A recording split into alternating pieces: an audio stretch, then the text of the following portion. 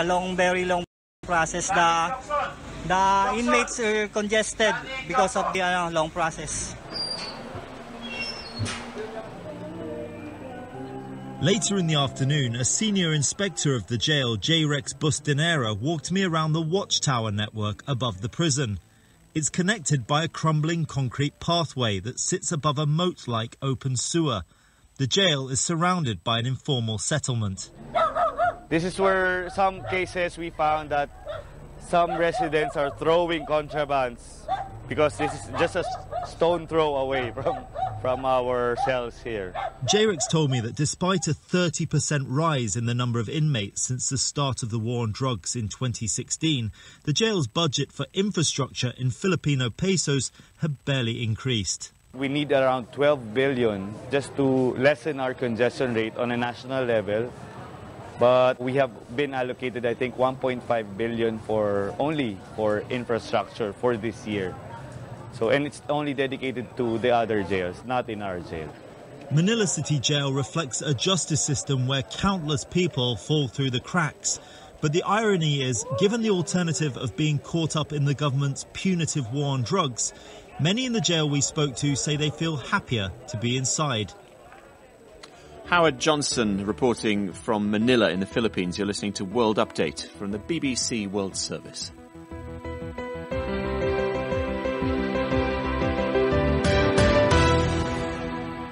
In your car, at work, at home, on your smartphone. Later in the programme, former cricketer turned leading opposition figure Imran Khan has announced the formal start of his party's campaign ahead of Pakistan's general elections. And in my opinion, the way Pakistan is headed, the whole issue about corruption, the issue of governance. Do you feel left out in your education or career but still want to do something about it? Then don't fret. If you are a resident in the UK, British or EU citizen, then there is hope for you. You are in the age bracket of 21 to 55. The UK government is offering grants, scholarships and financial support for first degree to masters in various courses.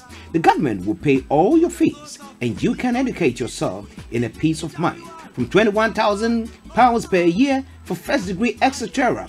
Get in touch with GEM Educational Consultancy and we will guide you in applying for this facility. We are situated at 51 Albany Road, Hornchurch. The postcode is RM12 4AE. Telephone 079 0479 3019 or email us pastorjoeka@yahoo.com. Get financial support and acquire a degree.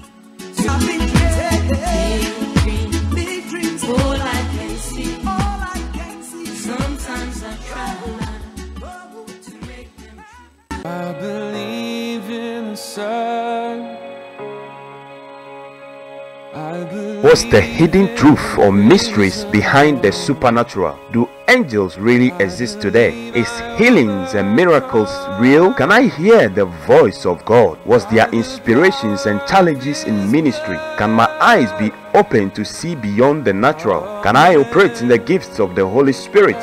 Can my dreams contain messages from God? My Journey is your one-stop destination to the supernatural on Starr Radio UK. Join your host, Captain Tete, this and every Saturday from 4 p.m. on My Journey, your one-stop destination to the supernatural.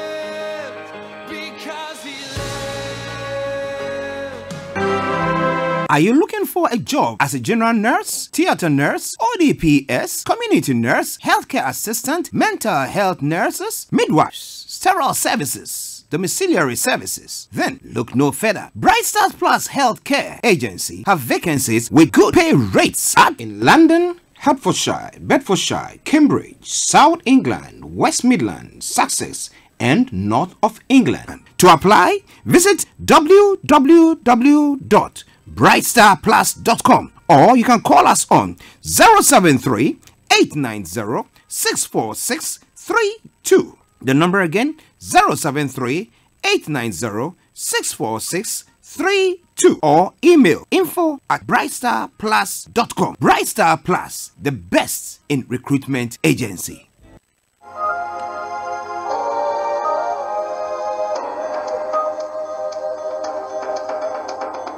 The IWFT team presents Footprints on Star Radio UK with your host Oscar Bimpong every Thursday at 7 p.m.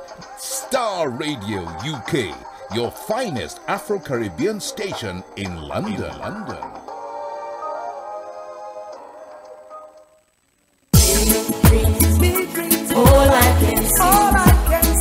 I know.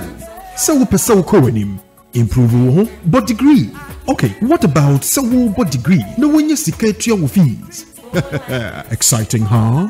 Yes. Say your first degree and now masters. UK abai betimi amal grant and now scholarship and the financial support. Now they are school about degree. Our courses be brave. UK degree and the masters fully sponsored. T UK buying ebetimi amal up to £21,000 every year. Now what your school fees about degree.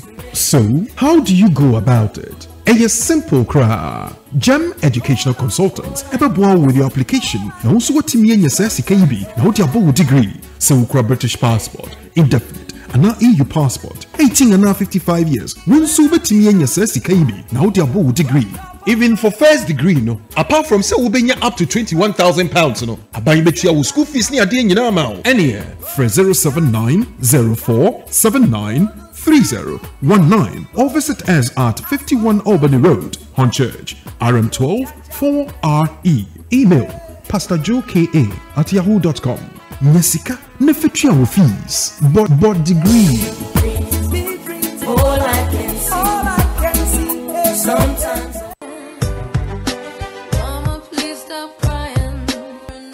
Listen to Aunties Mary, Lottie and Regina on the Family Enrichment Programme on Star Radio UK. This and every Saturday from 6 to 8 p.m.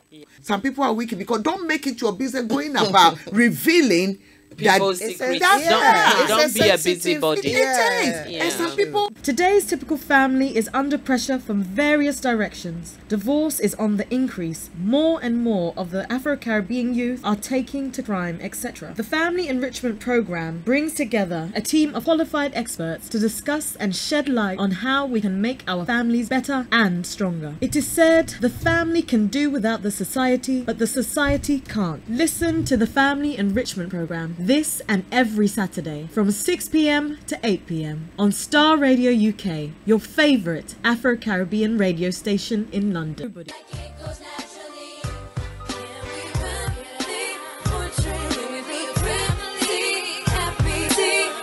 Download our app in iTunes and the Google Play Store.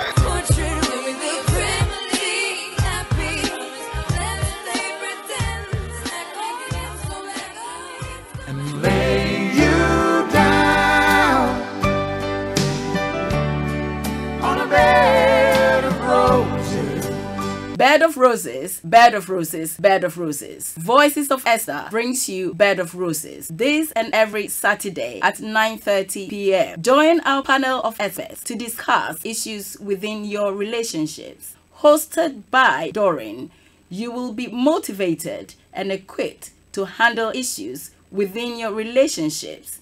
Remember, it is Saturday at 9:30 p.m. GMT. Don't miss it.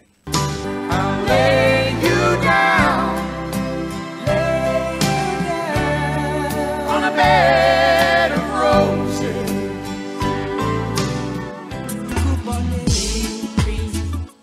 Do you feel left out in your education or career but still want to do something about it? Then don't fret. If you are a resident in the UK, British or EU citizen, then there is hope for you. You are in the age bracket of 21 to 55. The UK government is offering grants, scholarships, and financial support for first degree to masters in various courses. The government will pay all your fees and you can educate yourself in a peace of mind. From £21,000 per year for first degree, etc. Get in touch with GEM Educational Consultancy and we will guide you in applying for this facility. We are situated at 51 Albany Road, Hornchurch. The postcode is RM12 4AE. Telephone 079 0479 3019 or email us pastorjoeka@yahoo.com. Get financial support and acquire a degree. Big dreams, all I can see. Sometimes I try to make them. I believe in the sun. What's the hidden truth or mysteries behind the supernatural? Do angels really exist today? Is healings and miracles real? Can I hear the voice of God? Was there inspirations and challenges in ministry? Can my eyes be open to see beyond the natural? Can I operate in the gifts of the Holy Spirit? Can my dreams contain messages from God? My Journey is your one-stop destination to the supernatural on Starr Radio UK. Join your host, Captain Tete, this and every Saturday from 4 p.m. on My Journey, your one-stop destination to the supernatural.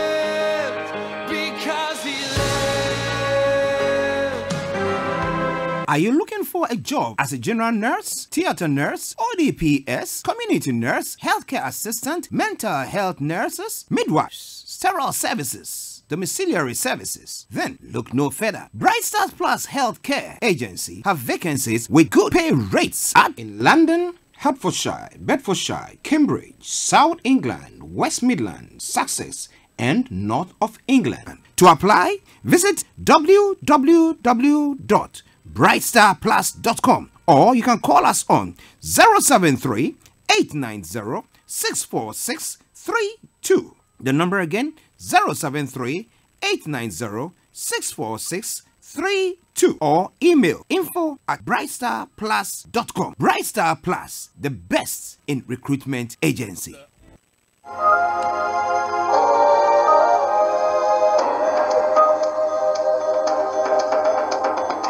The IWFT team presents Footprints on Starr Radio UK with your host Oscar Bimpong every Thursday at 7 p.m. Starr Radio UK, your finest Afro-Caribbean station in London.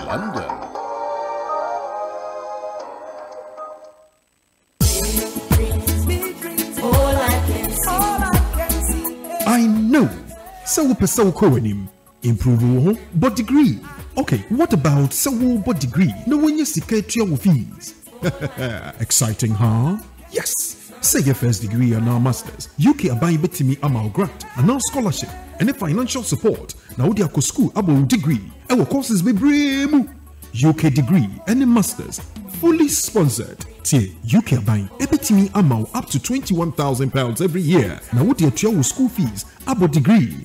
So, how do you go about it? A simple cry. Gem Educational Consultants ever born with your application. Now also what me and your KB. Now what your degree. So British passport, indefinite, and now EU passport. 18 and now 55 years. When so what me and your KB. Now what your degree.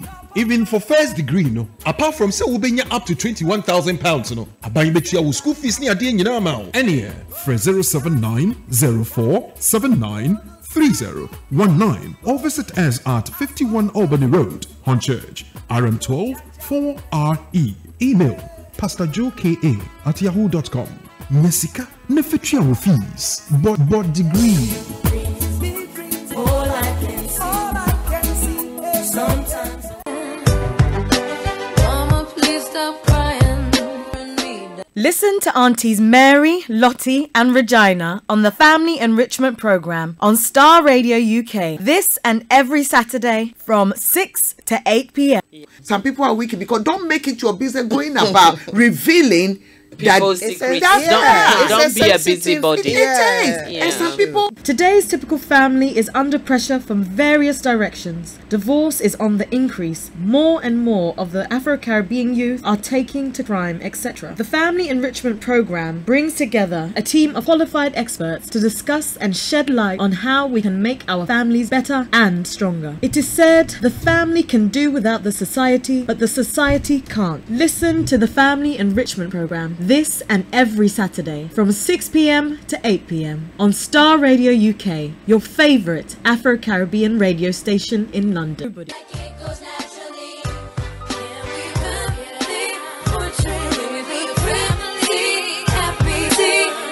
Download our app in iTunes and the Google Play Store.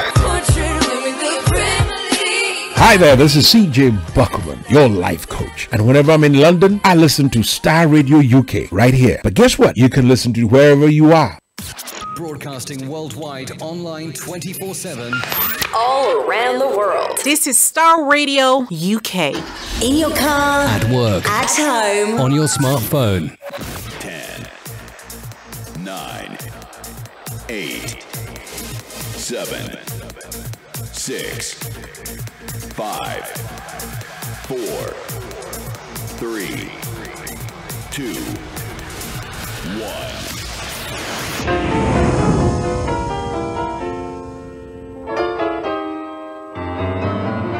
Nobody does it better.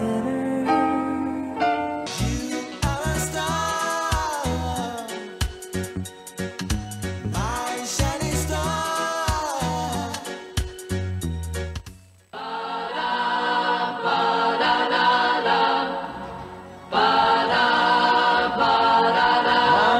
Monday, so good to me. My shining star, you are my star. My shining star. Come on, give it, give it, give it, give it.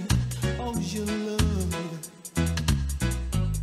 I just can't get enough. I will never, never last a day when you take your love away. Forever, I'm yours. In your car. At work. At home. On your smartphone.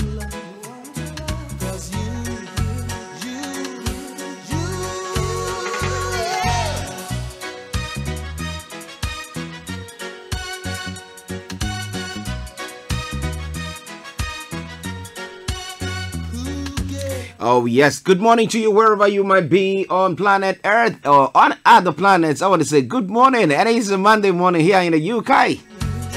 And this is Star Radio UK, your favorite African and Caribbean radio station in London. Today is Monday, the 30th day of April 2018. Of course, the last day of April. So far, 4 months gone. The first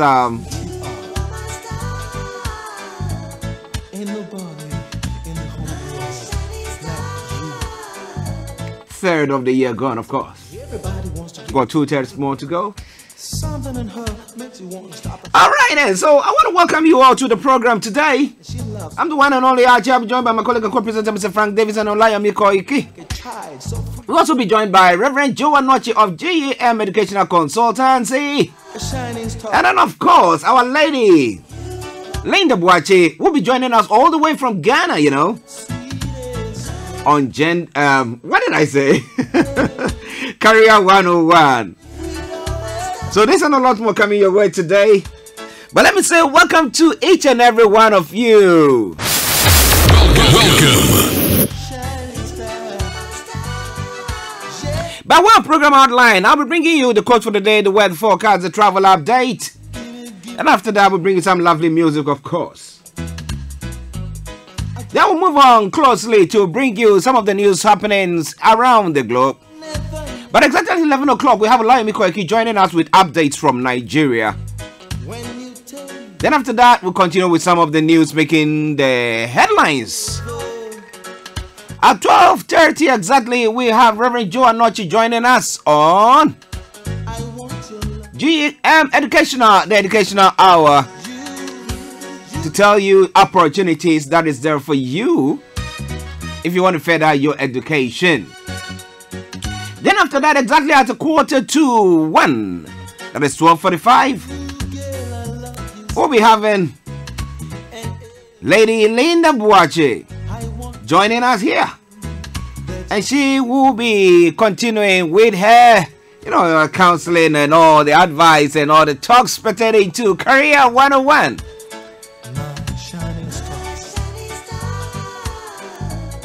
But I'll be telling you what we'll be discussing during the course of the program.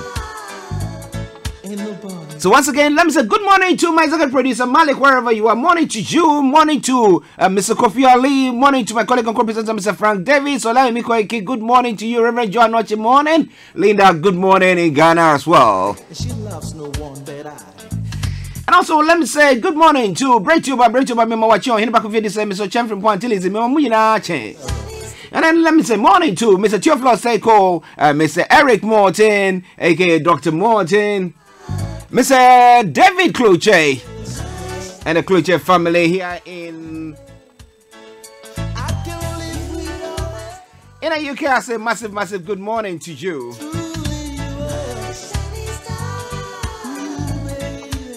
Also, good morning to my apostle, Mr. Brother HB, wherever you are. Hope you are doing very well. To Auntie Mary, Mrs. Mary Bruce, good morning to you. Auntie Lottie, Auntie Regina, good morning. To the captain himself, Captain Felix Tete, and Reverend Michael Esiama of my journey team. Good morning to you.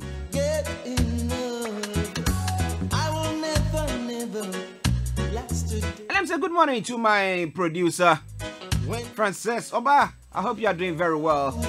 To my own bishop himself, Reverend Dr. Francis Okonunu and Mama Eugenia Nunu, all of Revival City Church. I say good morning to you.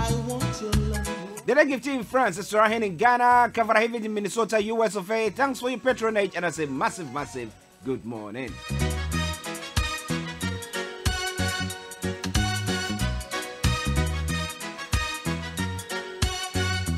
But if you're watching me live on Facebook, you know what you can do for me? Share the page with your friends and loved ones and invite them to like the pages as well. And those of you on YouTube, we are streaming live there. Share the link with your friends and loved ones as well. And on other platforms, you can share the links as well. But like I say all the time, the best way to listen to us is via our apps, you know. It's paid and dusted and delivered for you. You got to pay nothing to get that. Just go to your app store and just download it for free. Everybody wants to get whether it be iOS or Android, free of charge. MC morning to Doreen Kattah, Mr. Oscar Bimpon, wherever you are. Good morning to you. Like no other, my only love. Girl, a shining star, that's what you are. But hey, let's go on now. Let me bring you the quote for the day, and then we'll move on to the weather forecast, because today in London, my goodness, If you were in Ghana, by this time you'll be, pulling up, I don't know, they don't use quilts, so you put up your cloth and try to cover yourself and just lie in bed. So Linda, I hope you're not just covering yourself in bed and just lying down, you know? Okay, now let's go on. Now, the quote for the day, it says, luck is truly about taking advantage of opportunities or chances. That is luck. Now, if you want to have a good luck, you have to truly take advantage of opportunities or chances. And then the good Lord or God comes through for you, and you can say that is luck for you. Right? Good. So opportunities have to be discovered, and then you take advantage of it. What are you thinking about this morning? What advantage can you take about opportunities that will come your way? Maybe losses or findings, whatever it is. You can do something about it. But it's a Star Radio UK. The time now is 10:41 from the House of London. And this is the morning show. Ain't nobody in the whole world like you. Listen, everybody wants to get to know my girl. Something in her makes you want to stop and stir. Her love is magic, she's so romantic, and she loves no one but I. A flash of her smile sends me feeling like a child, so free and wide. She's like no other, my only love. Girl, a shining star, that's what you are.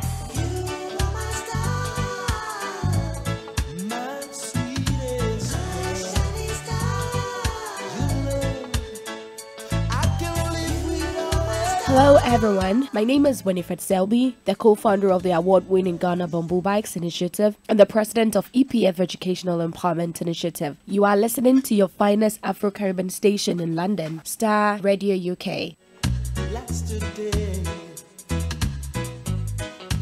Okay, now let me bring you the weather forecast. Bring the time now to 10:42.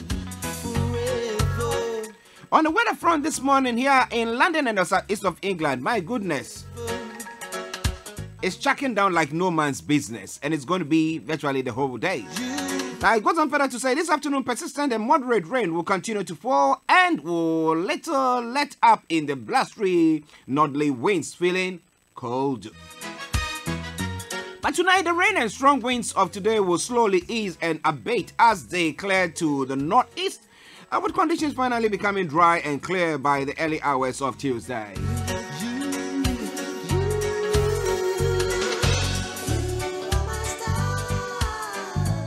But over the temperature is going to be 8 degrees and the lower is going to be 3 degrees. Girl, that's how sweet you are.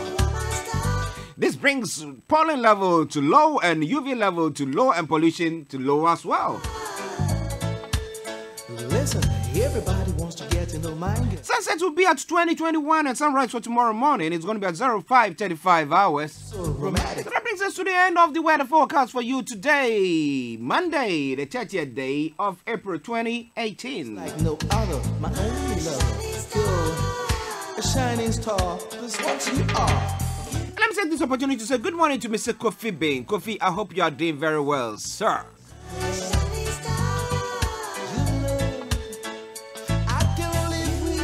Okay, so let's take a quick commercial break, and once we come back, I'll bring you the travel updates. Stay tuned. This is Starr Radio UK, your favorite African and Caribbean radio station in London. Do you feel left out in your education or career, but still want to do something about it? Then don't fret. If you are a resident in the UK, British or EU citizen, then there is hope for you. You are in the age bracket of 21 to 55. The UK government is offering grants, scholarships, and financial support for first degree to masters in various courses. The government will pay all your fees and you can educate yourself in a peace of mind. From £21,000 per year for first degree, etc. Get in touch with GEM Educational Consultancy and we will guide you in applying for this facility. We are situated at 51 Albany Road, Hornchurch. The postcode is RM124AE. Telephone 079 0479 3019 or email us pastorjoeka@yahoo.com. Get financial support and acquire a degree.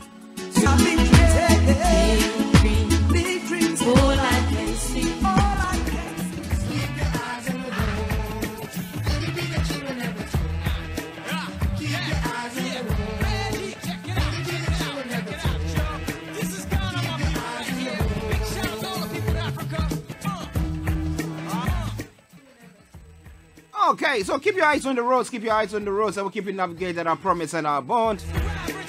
On the roads this morning, and the underground, Bakerloo Central Circle, District, Hammersmith and City, Jubilee Metropolitan, Northern, Piccadilly, Victoria, Waterloo and City Lines are all in good services. Now, London Overground, good service, CFL Rail, good service, DLR, good service, London Tramlink, good service.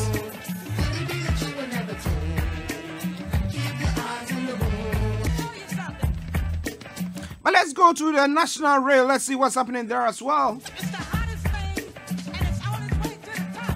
Unfortunately, on National Rail, Arriva Trains, Wales, there are special services there. Great Western Railway, severe delays. Southeastern, special service there as well.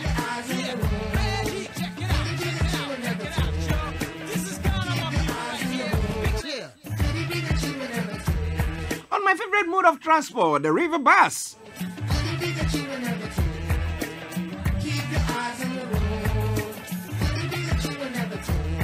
No, that's one that can give you assurance that whenever it is always working in good services. And I can tell you this morning that the river bus is all moving good services. RB1, RB1X, RB2, RB4, RB5, RB6, Woolwich Ferry, all in good services.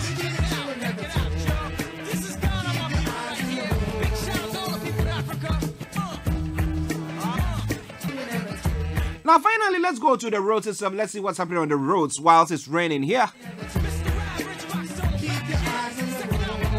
Yes, unfortunately on the roads, A13 still closures there, A4 closures, Central London, Red Routes closures there as well, South Circular, A205 closures there as well, North Circular, A406, severe delays. Blackwater Nil, serious delays.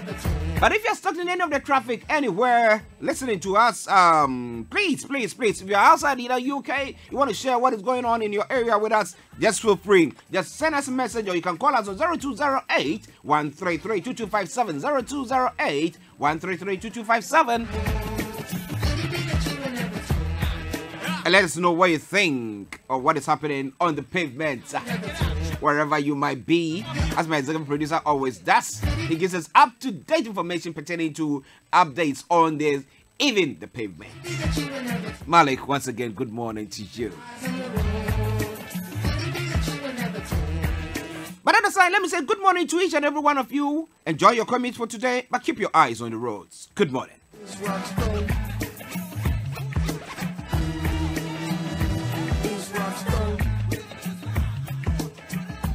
Okie dokie do. Now let's go on to bring you some wonderful song made away. I don't know what you've been going through today or through the few past days. Maybe some challenges here and there. Maybe you thought, everything is gone. I mean, your back is against the wall. Whatever it is, I want you to understand, God makes a way where there seems to be no way. Like we said, luck is truly about taking advantage of opportunities or chances. You do that, and I can promise you that the good Lord will also make a way for you.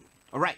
And then let me say good morning to Ellen Presso, Mr. David Clarence, all the way in Monrovia, Liberia, and all the listeners from across the globe. Yes, since we are a global radio station, I say stay tuned and don't touch the dial. Enjoy this song from Koda. It says Made a Way, and I'll be with you in a jiffy.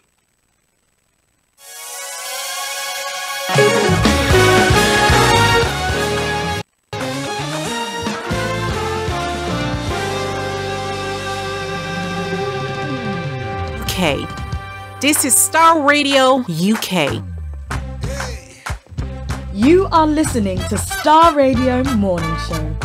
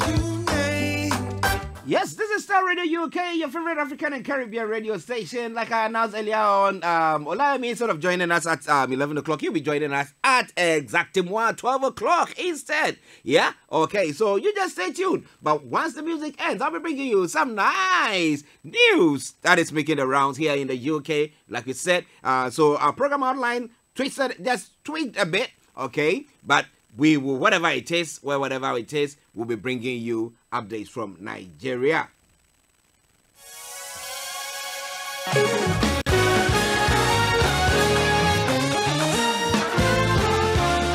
This is Starr Radio UK. Hello everyone, Winifred Selby, the co-founder of the award-winning Ghana Bamboo Bikes Initiative and the president of EPF Educational Empowerment Initiative. You are listening to your finest Afro-Caribbean station in London, Starr Radio UK.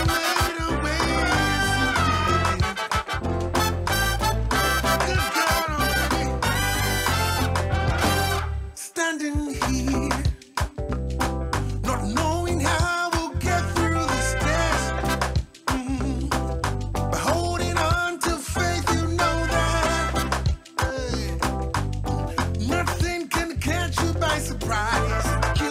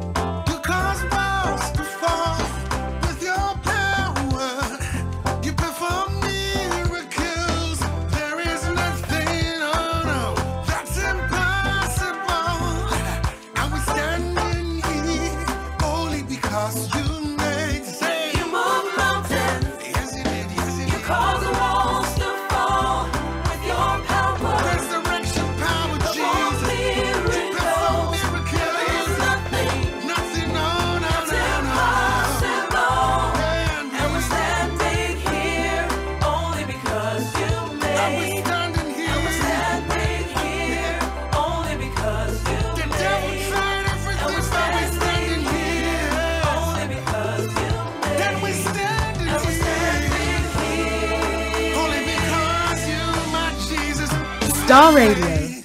Radio for the people, by the people.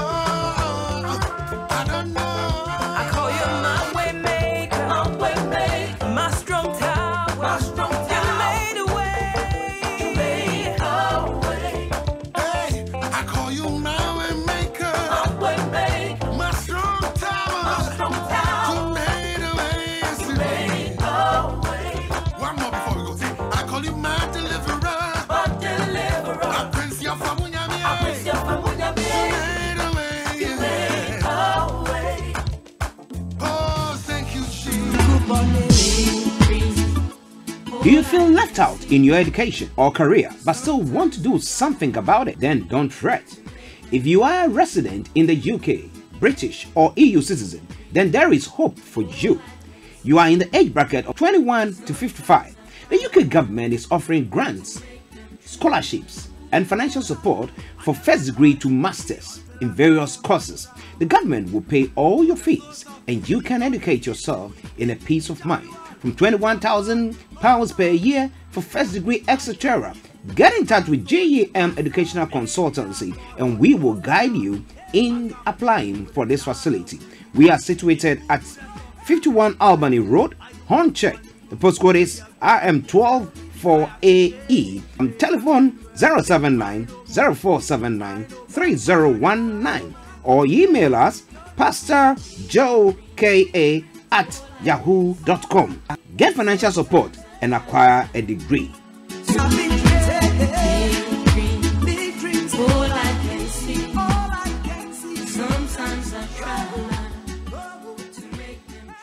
I believe in the sun.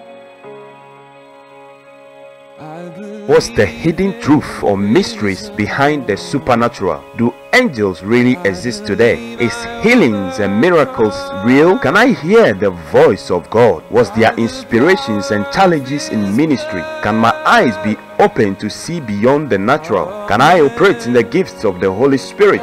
Can my dreams contain messages from God? My Journey is your one-stop destination to the supernatural on Starr Radio UK. Join your host, Captain Tete, this and every Saturday from 4 p.m. on My Journey, your one-stop destination to the supernatural.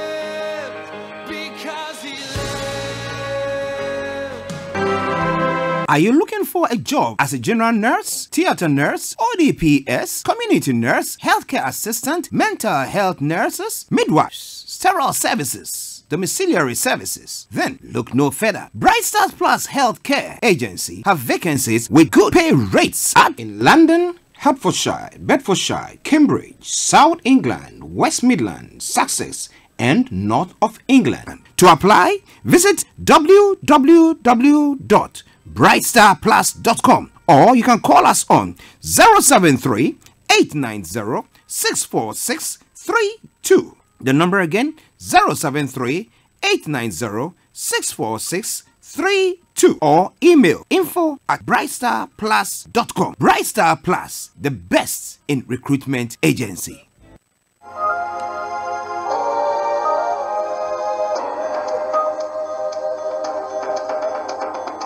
The IWFT team presents Footprints on Starr Radio UK with your host Oscar Binpong every Thursday at 7 p.m. Starr Radio UK, your finest Afro-Caribbean station in London. Welcome back to the program. This is Starr Radio UK and this is the morning show. Archie on Starr Radio. Nobody does it better. And once again, I want to welcome you back to the program. And like I said earlier on, if you are watching us live on Facebook, share the page with your friends and loved ones. Invite them to like our pages as well. And then those of you on YouTube and other smart platforms who are also listening to us, you can share the link with your friends and loved ones. But like I always recommend, the best way to listen to us via our apps. I mean, our apps got the our TV, our podcast session, and everything there. You will see the presenters, who their profiles are, and everything. So just stay tuned and do that. But let me take this opportunity to say good morning to our money man, Mr. Dan Taberi, CEO of GIL Accountancy Services, and to Mr. Kojo Dake, all the team on Starr Radio UK. I say massive good morning to you. But it's now gone a minute past 11. And this is Starr Radio UK. And let me bring you some of the news that is happening here in the UK. Now, a moment ago, the story that was making the rounds since last night, Amber Rudd had resigned as Home Secretary, saying that she inadvertently misled MPs over targets for removing illegal immigrants. The Windrush scandal has heaped pressure on Ms. Rudd, who faced renewed criticism after saying she did not know about Home Office removal targets. Now, her successor is expected to be announced within hours by Theresa May, who was very sorry to see Ms. Rudd go. But now I can, upon authority, inform you that the new Home Secretary has been announced. The name of the new Home Secretary and is Sajid Javid. Okay, Mr. Sajid Javid has been named as the new Home Secretary after Amber Rudd's resignation. Mr. Javid, the son of a Pakistani bus driver whose family came to the UK in the 1960s, had been Communities, Local Government and Housing Secretary. Ms. Rudd quit after inadvertently misleading MPs. Like I said earlier, it follows weeks of revelations about the treatment of Windrush families and criticism of government policy. The Windrush generation settled legally in post-war Britain, but their right to remain has been questioned, with some people having been detained, lost their jobs and been denied access to medical care, and others even having been removed. This has prompted calls for the government to abandon its hostile environment policy on illegal immigration, now which Ms. Rudd and Prime Minister Theresa May have continued to defend. Now, following Mr. Javid's promotion, Number 10 has also announced former Northern Ireland Secretary James Brockinshaw will return to the cabinet as Housing, Communities and Local Government Secretary. At the weekend, Mr. Javid told the Sunday Telegraph the Windrush scandal felt very personal to him as coming from a family of immigrants. It could have been me, my mom and my dad. Mr. Javid, former investment banker and MP for Broomsgrove since 2010, has been Community Secretary for about 18 months. The 48-year-old, who previously served as Business and Culture Secretaries, led the government's response to last year's Grenfell Tower fire disaster. He first entered Parliament in 2010 and supported remaining in the EU in the 2016 referendum, despite being regarded as Eurosceptic.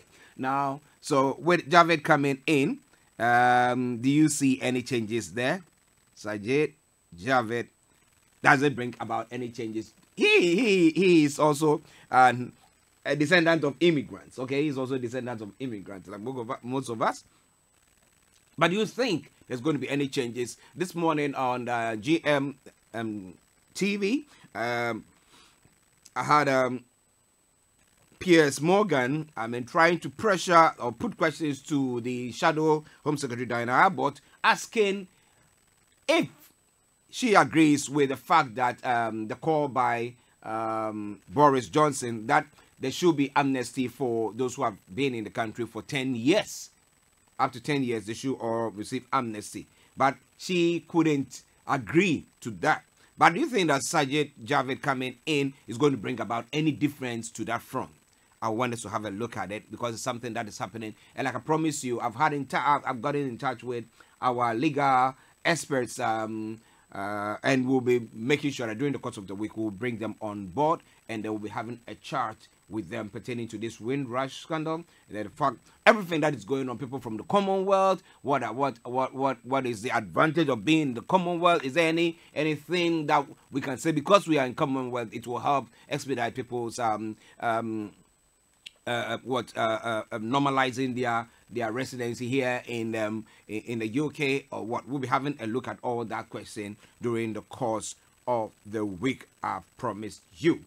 But well, so this is one news that has just come in from the UK here, and but this is Starr Radio UK, your favorite African and Caribbean radio station in London. Now let's go to some other stories here in the UK, of course, before we go to other parts of the world. Like I announced earlier on, we'll be bringing you Olawumi Koiki exactly at 12 o'clock instead of the 11 o'clock slot that he has. He'll be coming your way today at 12 o'clock with updates. So please, don't go away. Don't even think of touching the dial. Just stay tuned, stay put, have a cup of coffee or tea or whatever thing that you drink. Okay, and just enjoy the show. But you know, at the point I'll open the lines and you can also join me with your discussions. But at the moment, in the next 5 minutes, I'll be opening the lines, and then you can also join me.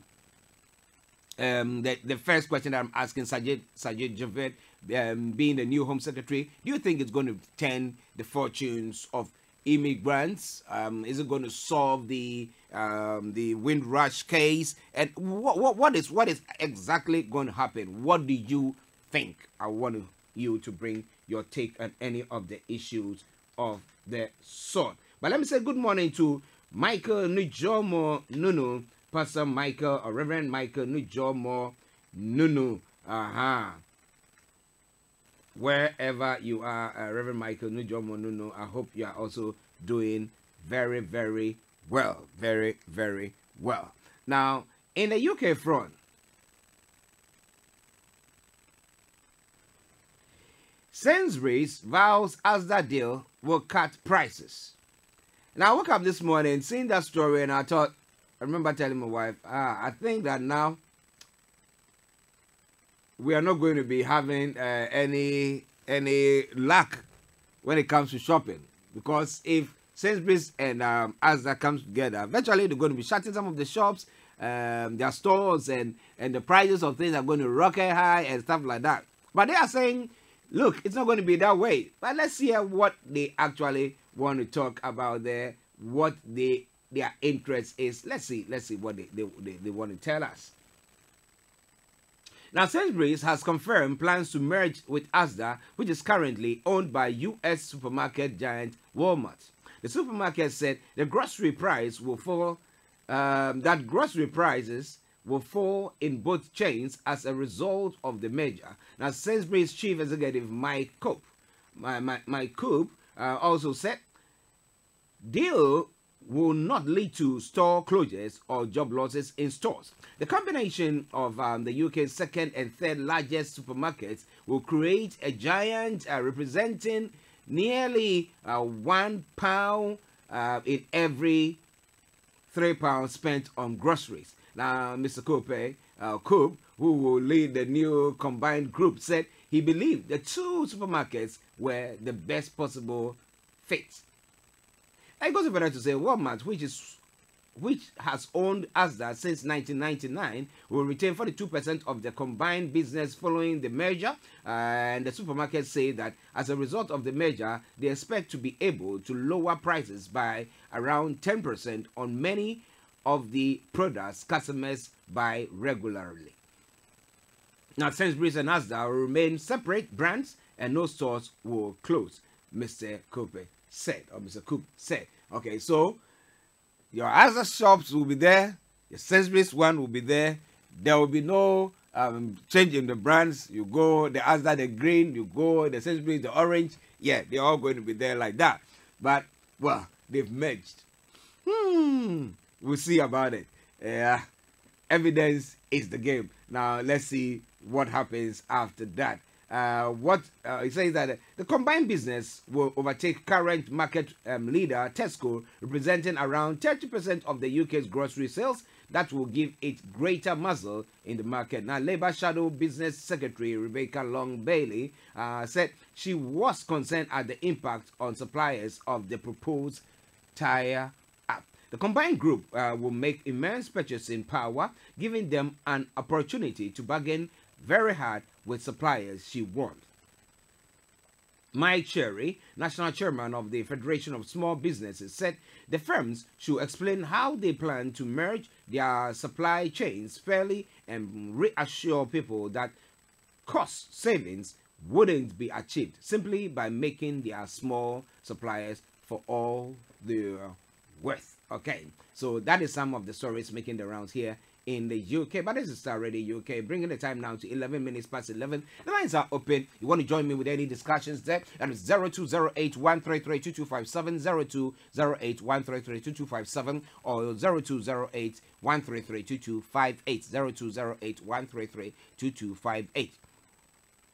If you're in US or Canada, it is 001-718-303-2737,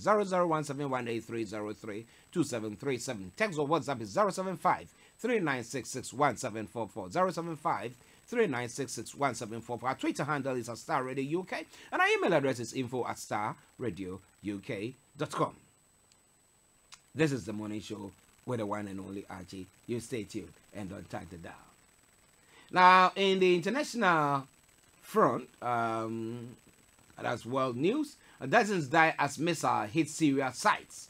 Now, several military sites are struck, reportedly killing pro-government fighters, including Iranians. We'll be having a look at that story and who the perpetrators are. Now, photographer among dead in Kabul blast. There's at least 25 people died in 2 blasts in the Afghan capital, including AFP photographer Shah Marai. Those two I'll bring your way. Hundreds freed in anti-trafficking raids. Some of the 350 people rescued in 13 countries were made to work in spaces the size of coffins. That is how bad it is. Then Trump decries filthy comedian speech, and then India says all villages have electricity. Now migrants caravans stuck at US-Mexico border. The Indian men held over molestation video. Then France pushes Iran and nuclear talks, and the Macron's White House tree disappeared. That was an interesting one when I saw it this morning. Now, UK-US initiative to study huge glacier, and then Nigeria president to meet Trump in US. Japan's gripping manhunt ends in capture. Those are some of the stories happening in other parts of the world today. But let's have a look at the main one. Now, missiles hit a number of military sites in northern Syria on Sunday night, state media say, with unconfirmed reports of dozens of fatalities. The Syrian military said facilities in Hama, Aleppo provinces were struck. It did not immediately report on casualties, but a UK-based monitoring group said 26 pro-government fighters were killed, most of them Iranians. It is not known who was behind the attacks. Western nations and Israel have previously hit sites in Syria. Now, earlier this month, the US, UK, and France bombed 3 facilities they said were associated with the Syrian government alleged chemical weapons program. Now, Israel is meanwhile alleged to have hit an airbase in Homs province, reportedly serving as Iranian drone command center and containing an advanced Iranian air defense system. Now, 7 Iranian soldiers were among 40 military personnel killed in that attack. Israel has repeatedly vowed to stop its enemy, Iran, from strengthening its military presence in Syria, Iran's closest ally. Now, a Syrian military source cited by the official Sana news agency said only that the sites targeted on Sunday night were exposed to a new aggression. Well, so that is what is happening in Syria. Yes. Who perpetrated the act? Is it Israel? Is it the US? Is it the UK? Is it France? Or who is it? Or is it another staged, like we say all the time, staged one? Well, that is another story that we need to actually unearth. But, well, you can join me by unearthing it by telling me what you think by calling me on our numbers that I put across a moment ago.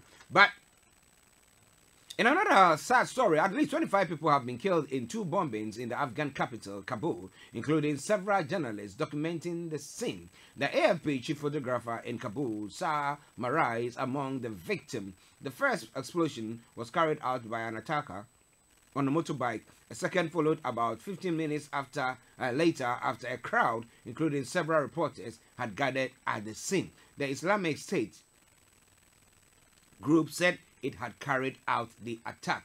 In a tweet, the AFP news agency said the second blast deliberately targeted the group of journalists. And that's a sad one. We have a picture of France Press, Agence France Presse, chief photographer in Kabul, Shah Maria, who has been killed in that blast. May his soul and the souls of others also rest in perfect peace. But this is Starr Radio UK. A quick commercial break and I'll be with you. Do you feel left out in your education or career but still want to do something about it? Then don't fret. If you are a resident in the UK, British or EU citizen, then there is hope for you. You are in the age bracket of 21 to 55. The UK government is offering grants, scholarships and financial support for first degree to masters in various courses. The government will pay all your fees and you can educate yourself in a peace of mind. From £21,000 per year for first degree, etc. Get in touch with GEM Educational Consultancy and we will guide you in applying for this facility. We are situated at 51 Albany Road, Hornchurch. The postcode is RM12 4AE. Telephone 079 0479 3019 or email us pastorjoeka@yahoo.com. Get financial support and acquire a degree.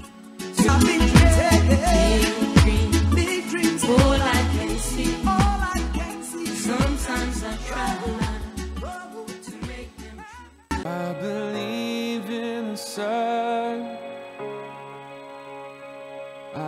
What's the hidden truth or mysteries behind the supernatural? Do angels really exist today? Is healings and miracles real? Can I hear the voice of God? Was there inspirations and challenges in ministry? Can my eyes be open to see beyond the natural? Can I operate in the gifts of the Holy Spirit? Can my dreams contain messages from God? My Journey is your one-stop destination to the supernatural on Starr Radio UK. Join your host, Captain Tete, this and every Saturday from 4 p.m. on My Journey, your one-stop destination to the supernatural.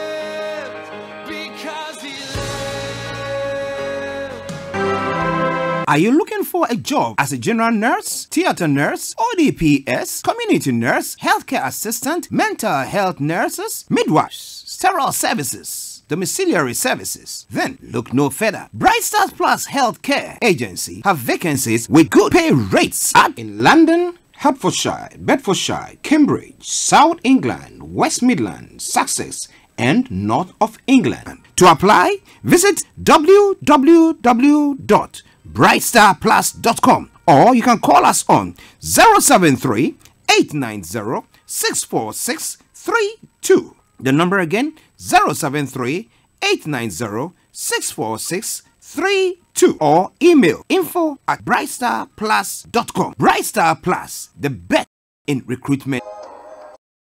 Like I announced earlier on, exactly at from 12 o'clock, the program will be very packed.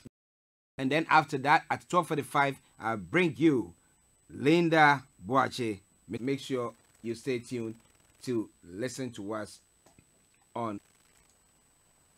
Now, going to some other parts of the world, the final one from the world front. Now, human trafficking, 350 victims rescued in Caribbean and Latin America. Nearly 350 victims of human trafficking have been rescued by police in 13 Caribbean and Latin American countries. The Interpol coordinated operation Liberated, it's known as Liberated, saved men, women and children trafficked abroad and forced into work or labor. Now, victims were found working in nightclubs, factories, markets, farms, and mines. Some work in spaces no bigger than coffins, said Kem Kaluku or Koku, who of Interpol Human Trafficking Unit. And it's a very sad one there. Then it goes on further to say, officers arrested 22 people and seized cash, mobile phones, and computers. The coordinated raids were as a result of a 2.5-year project funded by the Canadian government, which also trained specialist officers for the team. Now, police thought throughout the Caribbean were involved, including on the Dutch islands of Aruba and Caracal and the UK's Turks and Caicos Islands, as well as in Brazil and Venezuela. Operations were directed from Barbados and supported by Interpol command centers in Lyon, France, and Argentina's capital, Buenos Aires. Okay, so there are some of the stories making the rounds there. But it's Starr Radio UK. You know what? We are African and Caribbean, and therefore we bring you all the news that is happening in that front. Now, there's prospects that we're going to be having oil there. Unfortunately, they didn't find any oil in the first well, but on the latest one.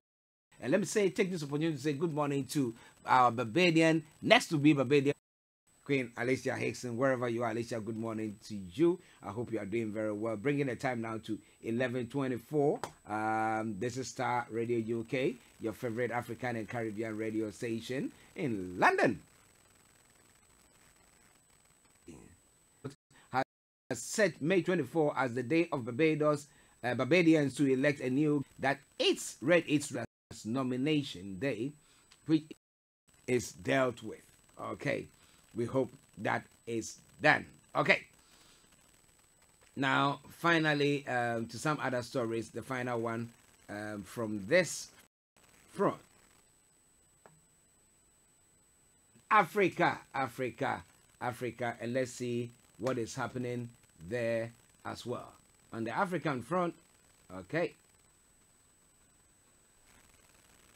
Now, Nigerian senator behind Buhari impeachment motion assaulted. Now, this is a wonderful story, but when Olayemi comes on, I'll have the privilege of asking or finding out more from him pertaining to this story.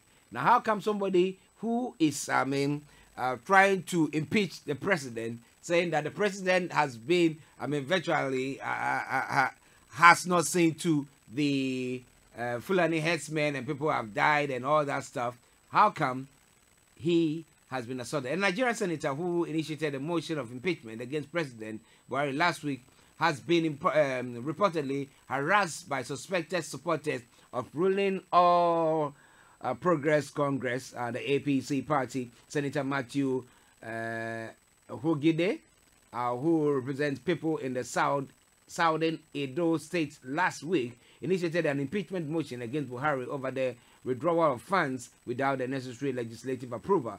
He, however, stressed in an interview with the Vanguard news reporter that he was not fussed by the APC members who attacked him at the Benin State Airport late last week. The senator, in narrating the ordeal, said a young man violently approached him, hit his head, removed his hat, and threw it away in the full glare of the state governor and the police chief, yet did nothing about it. So wow, is it something that you're going to talk about? Our boss man, we're going to deal with you, and then that is what happened.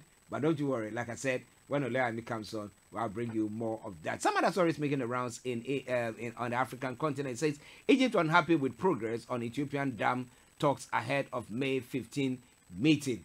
That dam, I think they need to resolve it before it results in something else. And the Ghana president says he will never oversee same-sex legislation. That will be coming on that in a jiffy. Now, Christians in Nigeria calls for end to incessant killings.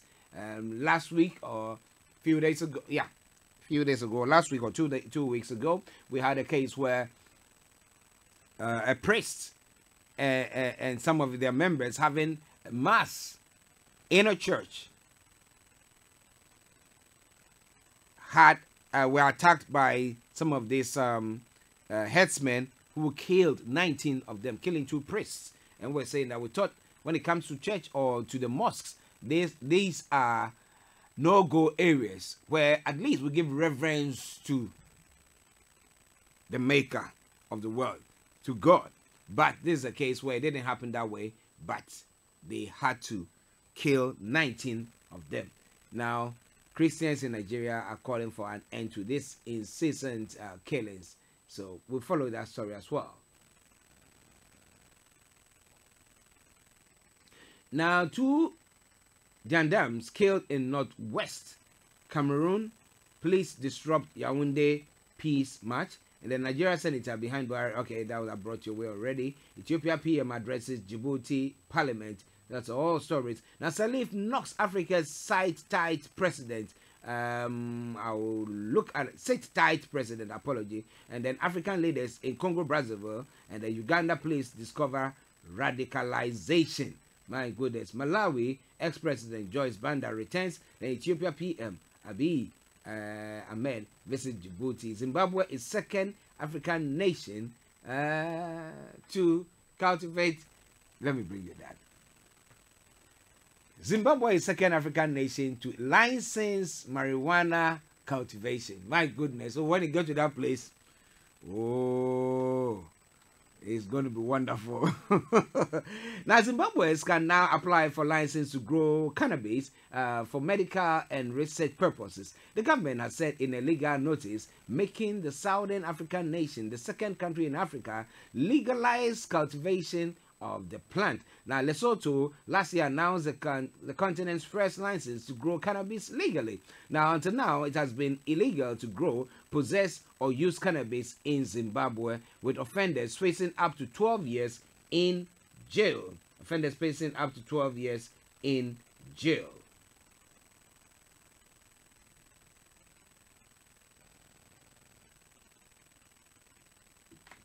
Okay. Now, I did talk about the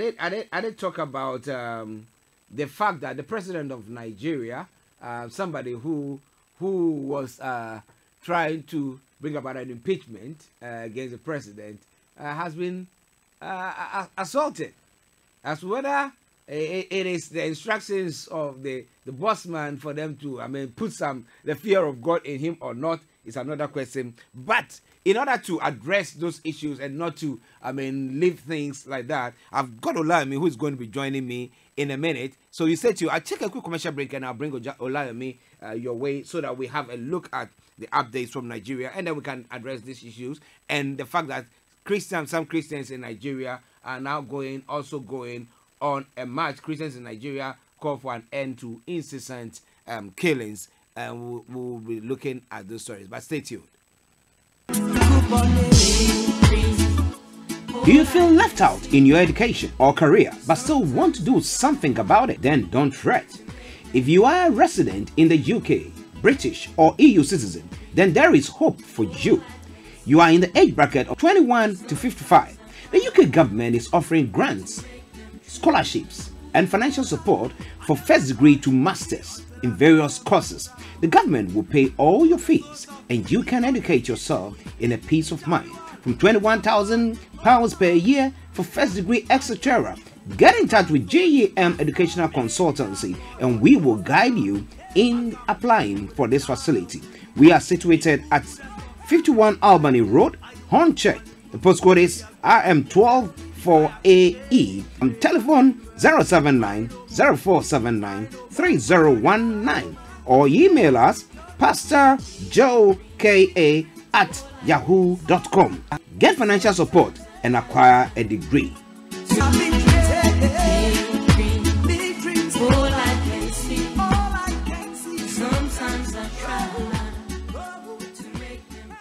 I believe in the sun. What's the hidden truth or mysteries behind the supernatural? Do angels really exist today? Is healings and miracles real? Can I hear the voice of God? Was there inspirations and challenges in ministry? Can my eyes be open to see beyond the natural? Can I operate in the gifts of the Holy Spirit? Can my dreams contain messages from God? My Journey is your one-stop destination to the supernatural on Starr Radio UK. Join your host, Captain Tete, this and every Saturday from 4 p.m. on My Journey, your one-stop destination to the supernatural.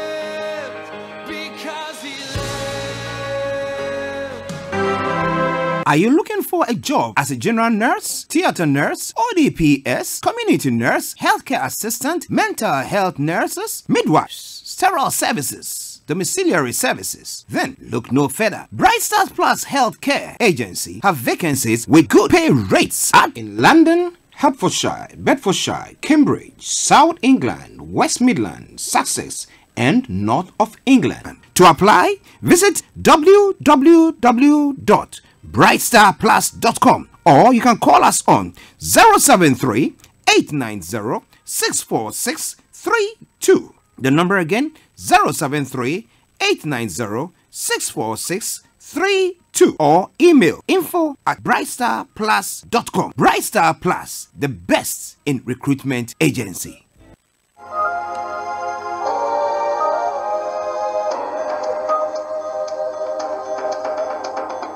The IWFT team presents Footprints on Starr Radio UK with your host Oscar Bimpong every Thursday at 7 p.m. Starr Radio UK, your finest Afro-Caribbean station in London.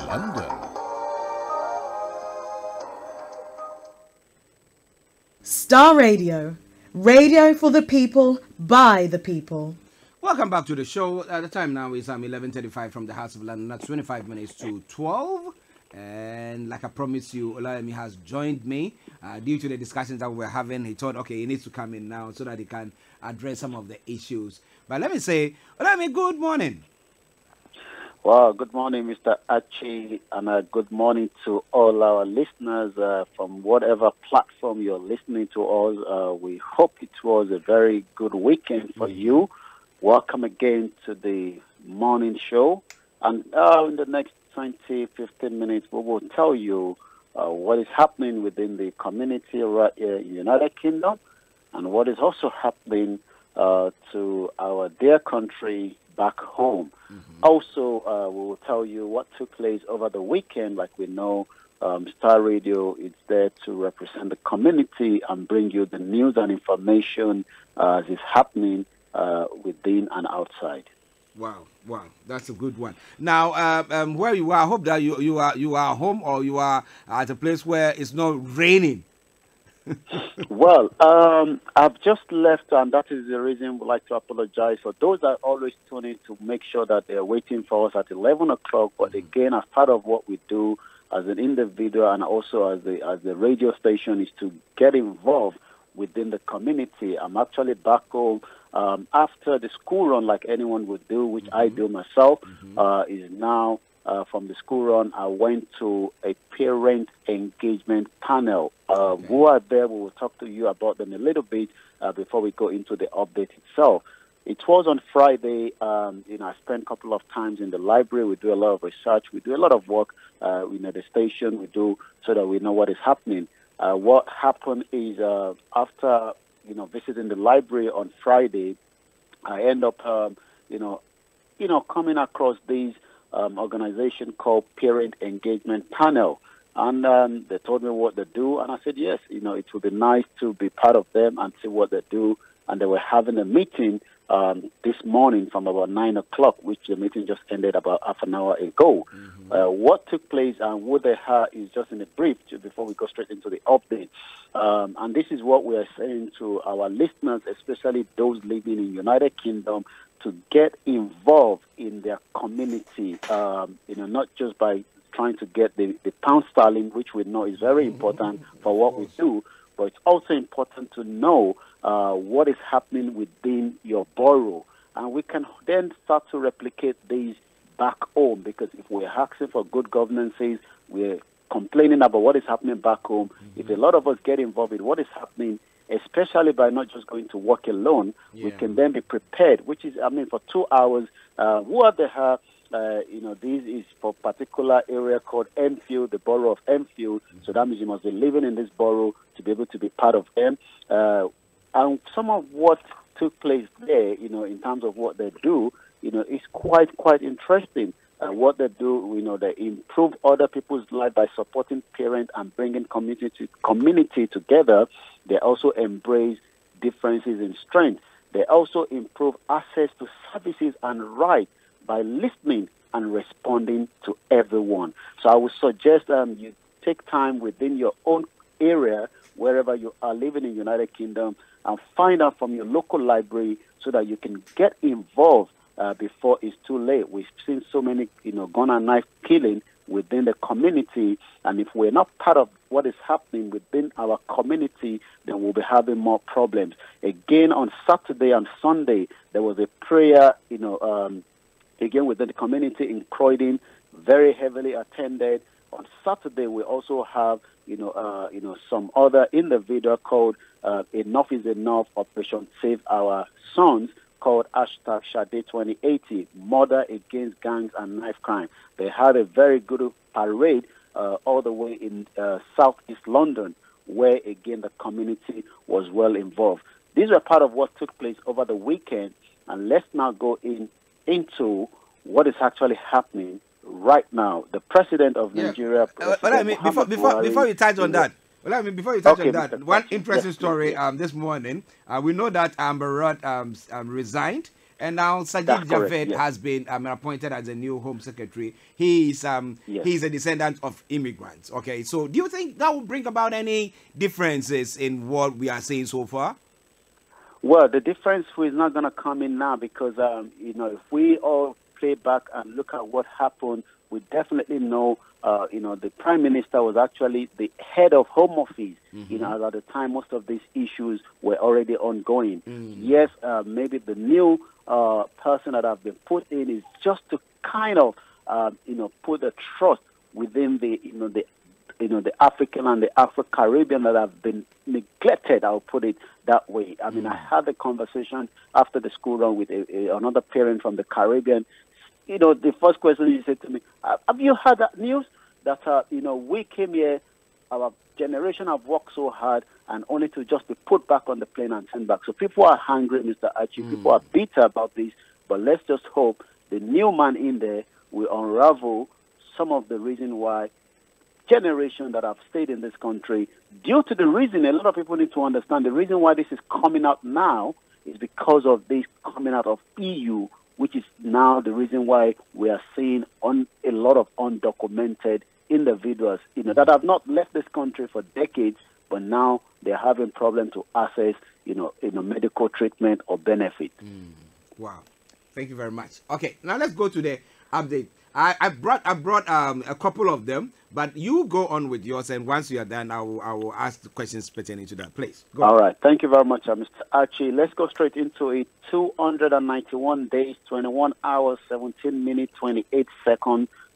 February 16, 2019, 8 o'clock in the morning will be the next presidential election for Nigeria. We can also say, I'm just reading from the INEC website, saying diaspora voting, presidency, and INEC agreed to work towards actualization. That will be very, very important because we know that we have just only in UK about over 2 million Nigerians. If we multiply that to the whole the Nigerians all over the world, we could get a figure that won the president that is currently in seat now to the presidency, because we know it was about less than 50 million votes. So that means we could get about more than 50 million of us outside the country that will make a big impact. Let's just hope that will be actualization, like it's been mentioned in that update. Okay. Now, also, please, just a minute. Let me acknowledge somebody. Malik, thank you very much for calling, but please allow me to finish his submission, and then you can call back, and then we can talk. Let him finish with his submission, and then we can call. You can call us back, please. Thank you very much. Yes, allow me go on. Yes, Pope decries, and now we're going straight to the update. Pope decries attack on Nigerian church as Christian protest killing. Also killings. Nigerian experience ethnic cleansing, says, Wole Soyinka. Obasanjo again, coalition slams Buhari for campaigning despite killing. Boko Haram faction seized Bonu, Yobe town and tax residency. That is a report coming from there.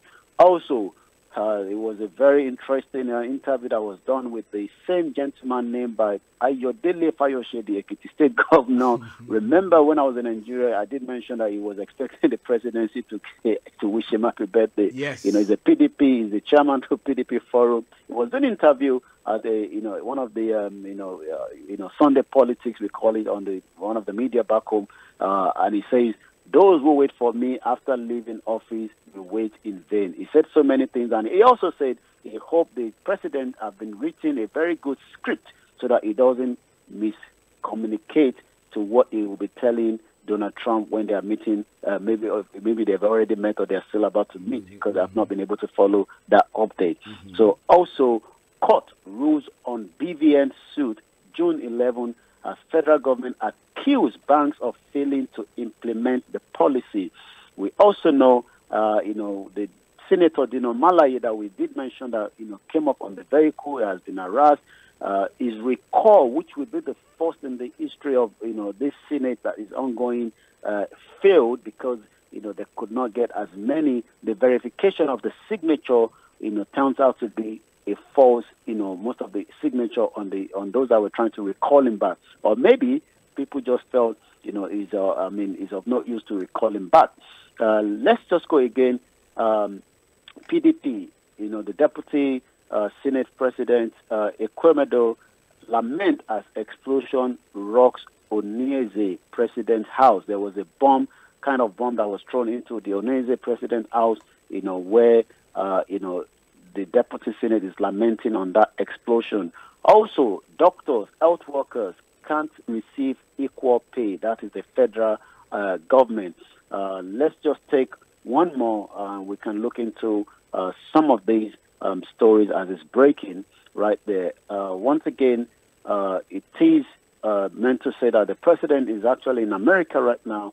We are following his details, his movement there, but we just hope it will have a big impact, knowing that, yes, America have just sold us a Tucano that will not be ready in 2020, but let's just hope things will get much better.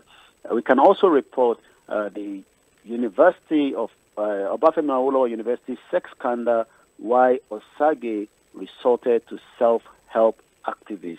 That is I think the lady that got involved, with that audio clip. Let me just quickly read on that. The alleged victim of sexual harassment by a lecturer in the Department of Accounting at the Obafemi Awolowo University in Ile-Ife, Osun State, Miss Monica Osage, resort to self-help through audio recording after two lecturers approached by her for intervention disappointed her, a gender activist who issued a statement on her behalf, and that is Dr. Abiola Akiyode said. And that is the update, and I'm sure Mr. Archie will have some few questions to look into that update. Thank you very much once again, and this is Star Radio UK, your finest Afro-Caribbean radio station in the United Kingdom. Yes, listeners, that is Olayemi Koike bringing you updates from Nigeria and our communities here. I know that if you have been following us closely, he brings us updates from here as well, letting you know exactly how you can also contribute your quota when it comes to this part of the world. But Olayemi, first of all, now 291 days to the elections and diaspora voting. Isn't that every Nigerian who is in the diaspora is going to be allowed to vote? Well, like I said there, it's just an actualization. Doesn't mean it's going to happen in 2019. If that's going to happen, it's going to be very, very beautiful. This is just saying the dreams of Nigerians living abroad to participate in country electoral process may have received some boost after the presidency and INEC have agreed to work on technical areas of developing a policy when the legal encumbrances are eventually removed. Okay. Now let's see. Still up to now, we've not had any information coming pertaining to the opposition party, the PDP, as to whether they've got their front runner. 291 days to the elections. But are they having any campaigns or anything of the sort? Well, we know Ayodele Fayose is a member of the PDP. He was asked yesterday if he's still going to be contesting as the president. He did mention yes. Whether that will be on the platform of the PDP, we don't know yet, because he, as a governor, his seniorship finished in July, and all he says is, let's just finish this governorship election first, and then we can look into, the presidency race, which he is also saying that he's going to win, but that we'll have to wait and see. Okay. Well, now let's go to another story that Wole Soyinka saying, now Nigeria undergoing ethnic cleansing. Well, we all know the Nobel laureate Professor Wole Soyinka, said Nigeria is on a terminal nosedive, and its pilot, who he noted is missing, must cry for international help, as many had advised. Okay. Now let's talk about the other story pertaining to some Christians going on a demonstration, which we have the Pope also saying that he wasn't happy about how the killings that took place sometime last week of 2 priests and some of their congregation. Now, what was that protest all about? Is it that government is not acting, or is it that they think that there's too much of killings of Christians in that part of the world? Well, we know after the congregation on Sunday, there were few individuals where the CAN, which is the Christian Association of Nigeria President Reverend Olashupo Ayokunle, issued a statement. That was last week Wednesday, and urged Christians in Nigeria to hold a peaceful protest on set-aside date on the premises of their churches, asking the federal government and security agency to stop the unending killing and bloodshed in the country. Again, we then saw Christians across the church in Benue State on Sunday held this protest, at their church premises, vowing to work against Buhari candidacy in 2019. Interesting. But do you think it's going to have any impact on Buhari's election into power in 2019? Well, we know the Middle Belt also have a lot of voting when it comes to election. Is this part of the politics? Is it part of the game? I wouldn't say part of the policy, because life is being lost daily within that Middle Belt area. Again, Benue is a food basket of the country. Zamfara, which is not being mentioned as well, is another huge target of the Boko Haram and the Fulani herdsmen. But whether the government of the day would do something quickly to get these mass killings, into something that they can have a resolution to at least hold the killing for now. If not, like you had there, it might have an impact come 2019 during this election that is just, like I did mention, 291 days away. Listeners, this is Starr Radio UK, and that's Olami Koiki. But finally, let me ask you something pertaining to a senator who initiated a motion of impeachment against the president, Buhari, last week, has reported that on his journey back at the airport, he represents the southern Edo State. Said last week he was assaulted by somebody at the airport. He's saying that he's a supporter of or some of the supporters of the the ACP. Is it APC? APC. I don't know why I say ACP. The APC. And he reckons that even when the person was assaulting him or did that, the police chief was there. And they did nothing. Is it that they were trying to gag him for what he was trying to do? Well, we know it looks like the Senate has got two different it's been divided. Let me put it that way. And yes, I saw the video of that particular incident where it was being kind of attacked, from the opposition, and the whole reason for that was there was a standstill between the PDP members and also some of the APC waiting for him at the airport. When he arrived, it happened that, according to the story and some of the videos that we can see, that the police allowed the opposition to get closer to him, where he was, kind of attacked.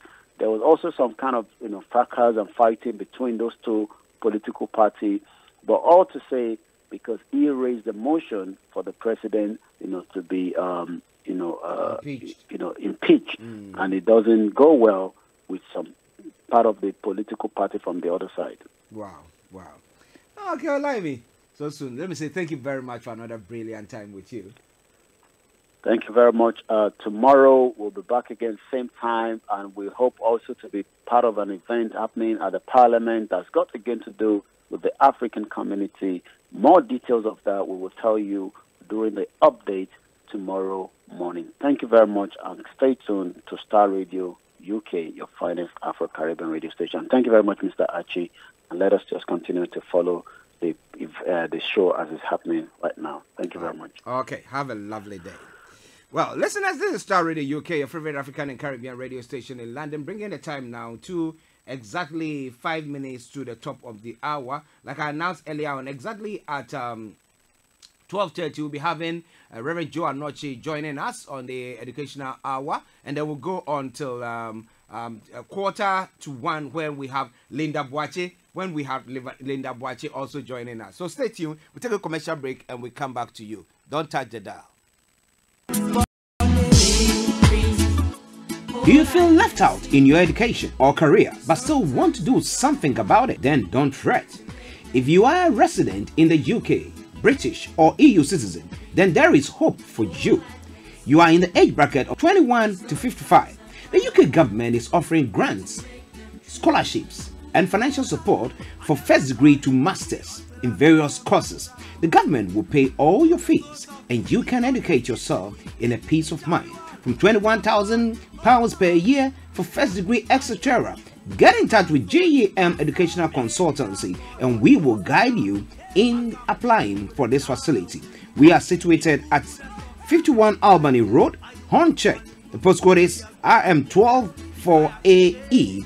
Telephone 079 0479 3019 or email us pastorjoeka@yahoo.com. Get financial support and acquire a degree.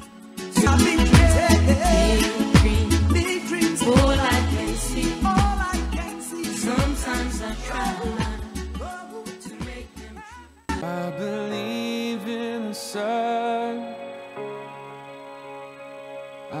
What's the hidden truth or mysteries behind the supernatural? Do angels really exist today? Is healings and miracles real? Can I hear the voice of God? What's their inspirations and challenges in ministry? Can my eyes be open to see beyond the natural? Can I operate in the gifts of the Holy Spirit?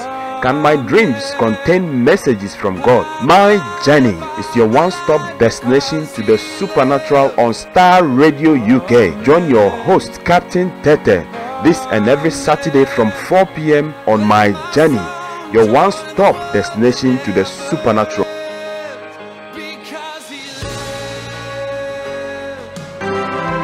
Are you looking for a job as a general nurse, theater nurse, ODPS, community nurse, healthcare assistant, mental health nurses, midwives, sterile services, domiciliary services? Then look no further. Bright Stars Plus Healthcare Agency have vacancies with good pay rates in London, Hertfordshire, Bedfordshire, Cambridge, South England, West Midlands, Sussex, and North of England. To apply, visit www.brightstarplus.com or you can call us on 073 890 64632. The number again, 073 890 64632 or email info@brightstarplus.com. Bright Star Plus, the best in recruitment agency.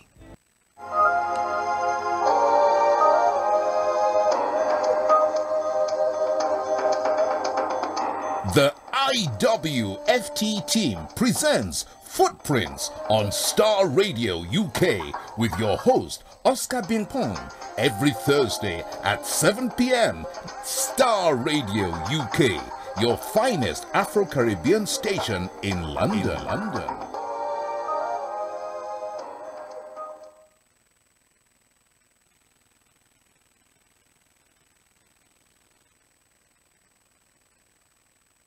In your car, At work, at home, on your smartphone. Broadcasting worldwide, online 24/7.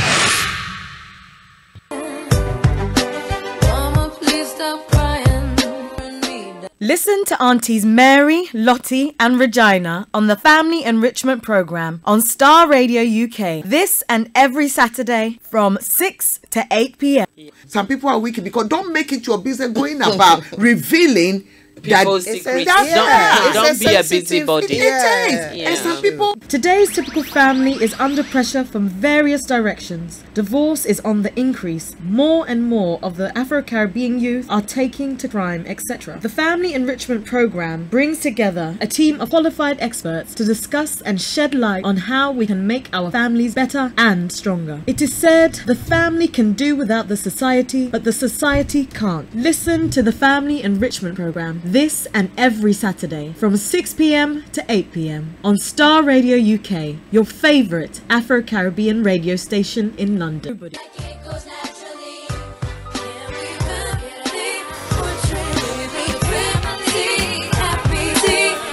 Download our app in iTunes.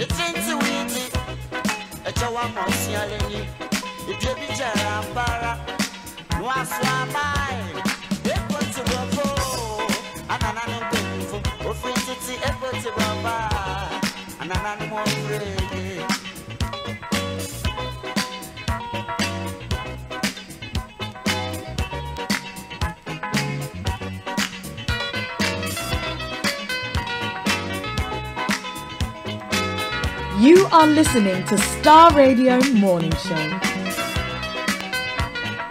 Yes, this is Star Radio UK, your favorite African and Caribbean radio station in London. The time now is 3 minutes past 12. Wednesday morning show. Brunch time of the morning show, of course.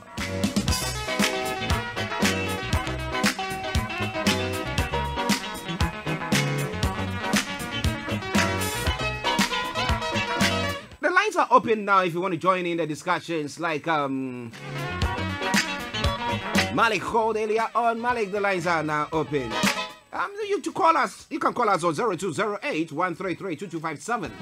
0208-133-2257. Or you can also call us on 0208-133-2258. If you're listening to us from the US or Canada, you want to join in the conversation, call us on 001-718-303-2737. To text or WhatsApp is 075-3966-1744, 075-3966-1744. Our Twitter handle is Starr Radio UK and our email address is info@starradiouk.com.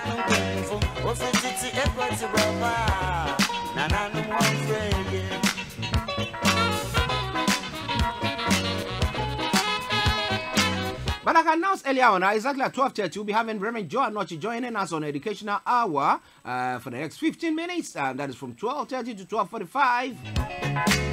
We'll be having a look at the educational opportunities that has been made available. And you can only get this one via GEM Educational Consultant. They'll be telling you all about how, if you live in the UK or you are an EU citizen or all the sort that's going on, how you can benefit from this education that is going on. You know, it's one education that once you want to pursue a degree course or a master's course, I mean, you come out, government sponsors you with 21,000 to support you, you know, apart from your tuition fees. They see to the tuition fees as well. So you have any questions pertaining to that? I wanted to add your questions or bring your questions on. And then exactly at 12:45, we'll have Miss Linda Boache also joining us on Career 101. Career 101. So you have any questions pertaining to that, you can also bring it on. But now let me go to some of the news making the rounds here in Ghana. I say here, so people are thinking, are you in Ghana? No, I'm in the UK.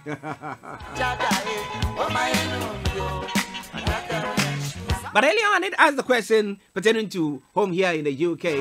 Do you think the appointment of Sajid Javed is going to bring about anything different in the Home Office?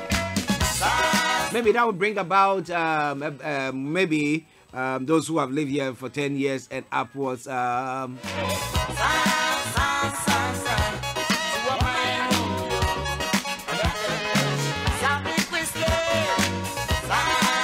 asylum thing for every one of us. And do you think that will solve the Windrush situation as well?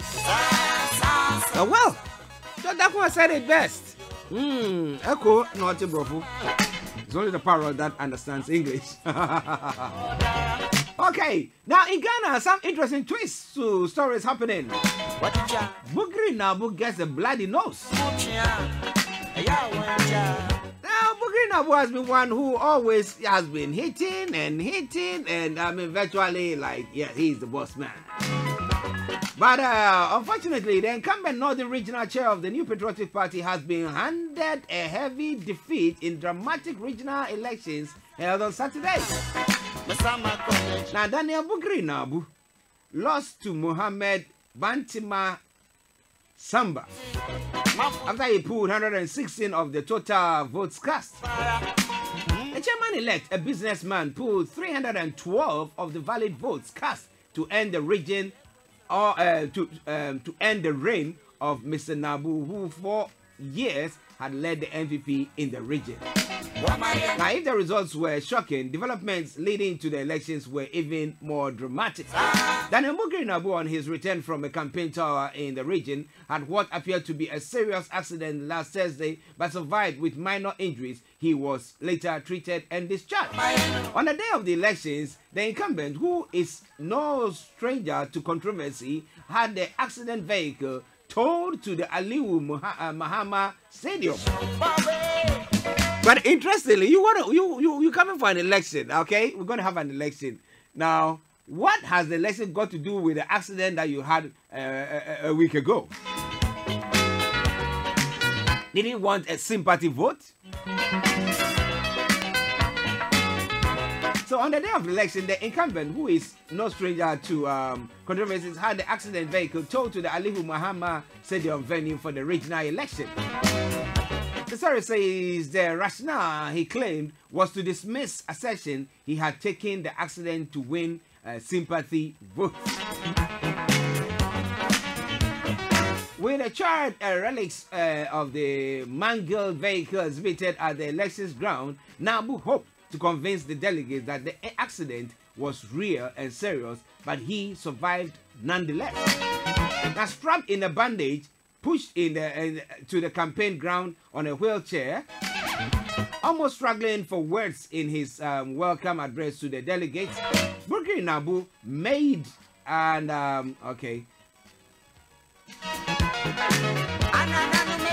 It says Bukri Nabu made a clarion call for unity in the party and assuring delegates he was the best bet to lead the party again to victory in the north. It appears his message did not resonate with the delegates. He also lost massively to his contender Mohammed Bantima Samba. But well, he had a bloody nose, of course. But I've got a caller online. Let me quickly go to him and let's see what he also has to say. I don't know who the person is, so let me say good afternoon to you. Good afternoon. How are you? I'm doing very well, sir. What's your name, please? It's Felix here calling. Oh, hello, Felix. How are you doing? Fine, yourself? By the grace of God, I'm doing very, very well. Yes, Felix, I don't know which area you want to touch now, so I'll just leave you to just freely flow. Well, I'll say congratulations to Mr. Javid, but I don't know whether he can do anything about this situation. This situation has historical context to it. I know it may come across to lots of people in this country as something new. Yeah. But let's be honest, those of us who come from the African, Caribbean, dare I say, the Indian, Asian community, we've been living with this problem for a very long time, or at least we know people who have been living with this problem. Yeah. This sort of hostility, truth be told, did not even start with the right honorable lady who is now the Prime Minister of this country getting into office. This hostility has been there, probably from the 60s, maybe the 70s, when for the first time maybe in this country they saw huge numbers of people coming from these parts of the world. That is African, Caribbean, Asian communities coming to settle in this country. So this hostility has been there. I mean, most people who have gone through this procedure, maybe most people who are first-generation immigrants or maybe even in some cases second-generation immigrants are aware of this. Maybe the younger ones who've been born here, maybe those whose parents came here in the 50s and they were born here and then automatically sort of qualified, they probably didn't go through this procedure. But even they would have known people who have gone through these procedures. And as you well know, even those who've been born here, in some cases, they've ended up marrying people who are, dare I say, first generation, people who are now coming into the system. So where they've not had to, they themselves gone through that procedure, they've known people of these, some cases, because of relationships they've had with people, they've had to experience this situation. I know it's coming across to people as something new, but because of I'm afraid, the ignorance of dare I say, majority of the people in this country as to the difficulties that people go through to sort of get themselves sorted out, regularize their situation in this country. But of course, the red top newspapers, the right-wing newspapers, don't paint this sort of picture. They give this impression that anybody at all can just sort of walk into this country. And that's a narrative that, unfortunately, the hostility of the situation, and it's strange that the whole policy is termed hostile policy. You know, so this has been going on for a very long time. The sad situation is that the lady, Miss Roth, yes, she's unfortunately been made a scapegoat of a situation that she didn't create. Yeah. I think hers came because she said she didn't know that there were targets that have been set. They were saying that she was lying. She may know or she may not know. Yeah. I mean, she may know or she may not know. Yeah. You know, because we have to remember that it's a huge portfolio. But of course, she has not also helped herself. Yeah. Because when the argument swayed heavily, or when the debate swayed heavily against, let's be honest, anybody who doesn't look an indigenous type of person from this land, she also went to the Conservative Party conference, and she made that horrible speech over there. Yeah, you're right. So she didn't help herself. But at that time, that's how the debate had swung. And of course, there were people who were sort of acting their own. It's only when, in the cold light of day, she realized that what she had said was so bad that even her own brother came around and said, look, we don't come from a family like this. Yeah. And the sad situation is that having spent most of the weekend trying to read, a little bit about the background of the lady. Yeah. She's even dating a Ghanaian, an MP from a Ghanaian background. Really? Interesting. Yes, Kwesi Kwarteng. Oh, I see. Ah. You know that conservative MP? Yeah, I know him. Yeah, if you check a Wikipedia page, and it's not only Wikipedia page, some of the newspapers have also reported that. Wow. You know, so it's not somebody who is, by her inherent nature, hostile to, dare I say, people of a particular, socio-cultural background or even ethnic background who have settled in this country. But she's in charge of a policy that comes across like that. Okay. Because let's be honest, will this policy have gone ahead if majority of the people who were going to be affected by this were, dare I say, Central European, may I say, Jews who came here after the Second World War?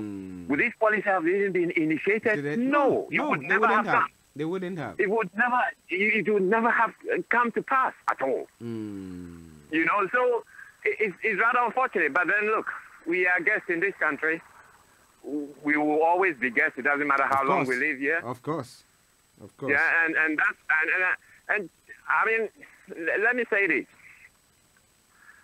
Look, for some of us, our grandparents or great-grandparents would have told us, whether back in Africa or wherever we came from, that look, you will always be a foreigner. Of course. As for that. It's an uncomfortable reality, but we have to accept that reality. Yeah, I agree with you. And if you tell your children, and if you tell your grandchildren, you let them know before somebody else tells them that. Yeah. Because if you don't tell them, they would assume that they are just one of any other indigents here.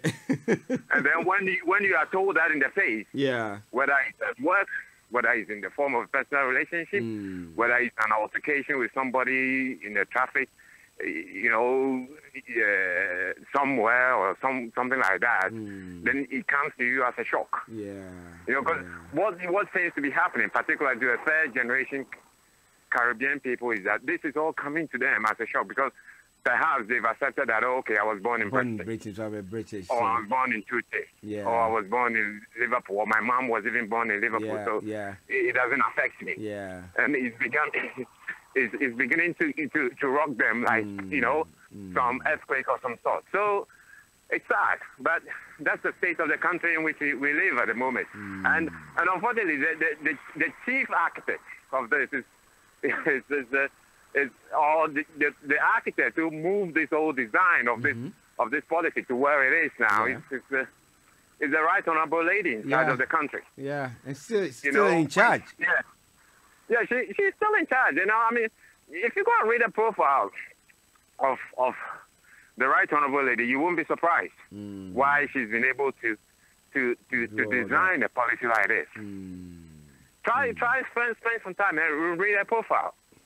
If you read her profile, read her background, read a little bit about her, you won't be surprised. I see. Why she was able to, design a policy like that. Because this just didn't drop out of Mars. No, at all. People carefully thought about it. Yeah.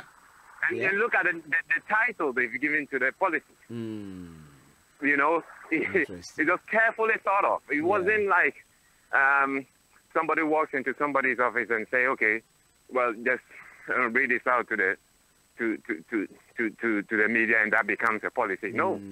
People sat down and carefully thought about this. You know, planned it well. Just read a proposal. You know, she's been a member of the Conservative Party for a very long time. Yeah. She was a member of the Conservative Party. When the Conservative Party, for instance, had a very strong defense for apartheid in South Africa. Yeah. Yeah. Now, if he can be a member of a party at a time that he had a very strong defense for apartheid in South Africa, then having a policy like this is not a big deal. Yeah, it's true. I agree with you 100% there. You know, wow, so, interesting. I mean, sometimes for you to understand people, why they behave the way they behave, why they take certain decisions the way they do, you have to go and read a little bit about them. Check their backgrounds. And I spent the weekend reading about some of these. I mean, Miss Rod, Amber Rod, she's not. I mean, she's not that type of person at all. I don't even know why she decided to take a post like that. If you read a little bit about her background, she comes from just a prestigious background, a very good school, blah blah blah blah blah. But in the adult life, she married a man who ditched her. The man then went out with another woman, and he lost his life. She's been left with 2 kids without their dad. The man is passed away, and she finds herself in this situation. She's dating, you know, a guy who is not even a mixed race, 100%, you know, Ghanaian. She's not that sort of person, but she's been put in charge of a policy that is giving her a reputation that she will probably struggle for the rest of her life to shake off. You know, because for most of these people from the Caribbean, they feel like effectively they've been used. Technology has moved on. The economy has moved on. And now they are now seen as some burden of some sort. We don't need you.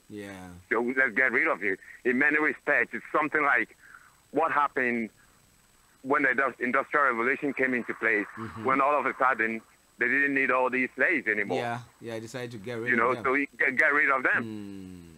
You know, so it's rather sad because some I understand that some of these people even didn't know. Some of them sometimes when they only got to know when they decided, okay, maybe grandma or great grandma has passed away in the Caribbean, and they go into funeral, then all of a sudden you are told, sorry, it's not only going for a funeral, you can't even come back. Get the necessary. You can't come back.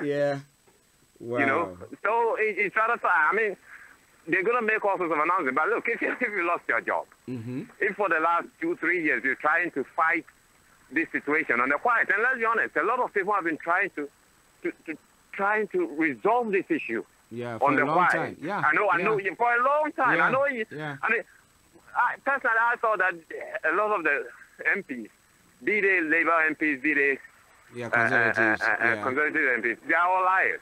Because unless you represent a constituency that has 100% indigents who are married to 100% indigents, who don't employ anybody of dare I say, foreign background, who have no relations with anybody of foreign background, have no, I mean, you are talking about, I don't know, a place that does not exist. It's not. Unless you're an MP, that replaces a place that effectively does not exist.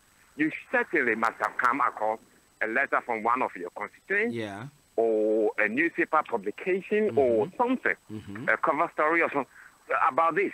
So I found it surprising that these MPs are all of a sudden behaving as if they didn't know that something like that has happened. You know, because almost every MP and a member of House of Lords or even local councillors, they must have had a letter or some correspondence of some sort from one of their neighbors or constituency or the people they represent regarding these particular problems. In one form or the other. It may not be the Windrush situation, but it may be something in relation to this whole South policy thing. So the idea that this is all coming to them as something new, including even the Labour MPs. It's just hypocritical. It's very hypocritical. Yeah. But we are where we are. Maybe they were scared to make any kind of argument because of the nature of the debate. Yeah. Going into the Brexit referendum and all the rest of it. And the sad thing is that the people that are suffering as a result of this policy, it's not the people that, the public had been made aware of that they were going to get out of the country. That is, dare I say, our sisters and brothers from the so-called Eastern European countries. They aren't going to be affected. They are all almost insulated. It's the people from the Commonwealth countries who are bearing the brunt of all of this. Yeah. So I've been asking the question. I've been talking to a few people. I'm asking. So what is the point of all this Commonwealth thing that we've tried to get ourselves in? Well, how do we benefit from all that? It's a useless entity. I don't even know why our leaders come and spend all these sums of money. Because it's not the president and the wife or the prime minister and the wife coming from the Caribbean or coming from Nigeria or coming from Ghana. They come with a delegation almost a plane full of people. A plane full of people, sometimes even not only one plane, maybe 2-3 planes. Because you have a party that has to come ahead, make sure that where the president or the prime minister is going to stay is secured and all the rest of it. All the places got to go, who is going to cook the food, who is going to make sure that the logistics, everything is okay. All these will have to be paid for. Okay, sometimes the host nation will pay for some of the expenses, but it's not everything they will pay for. Yeah, of course, they would. So frankly, it's a useless organization, but I can understand. This is an empire that was falling into bits, and you got to hold on to whatever is left. So a loose network of countries called the Commonwealth was set up. But in terms of anything, it doesn't mean anything. Yeah. I mean, there was a time when you came here to this country as a Commonwealth national, it gave you a whole lot of things, maybe access to education, blah, blah, blah. You don't have those things anymore. In fact, if anything at all, we pay more, we pay more for our education, our presence here than somebody coming from Lithuania or these EU countries. I don't know where else, Croatia or wherever else, whichever country was going to be part of the EU next time. So it has no relevance. But a lot of our leaders also suffer from slavery mentality. All the 9 speeches they went to give. Tell me about it. So we are where we are. Wow. It's a sad situation. Yeah. Nevertheless, you have a good day. Okay, and you. Sometimes I try, but I don't get through. True. Okay. The lines were playing up a few weeks ago, but we sorted it out. So okay. Yeah. All right. No problem. All right then. All right, Felix. Have a lovely day. Bye for now. Bye. Right. Listeners, that is Felix also adding his voice to the discussions today, wherever you are. This is Star Radio UK, your favorite African and Caribbean radio station in London. We'll take a musical break, and once we come back, I'll be bringing you Reverend Joe Anoche of GEM Educational Consultants. He'll be joining us on the Educational Hour. So you stay tuned and don't touch the dial. Mr. Simon says, Belembe. Okay, enjoy.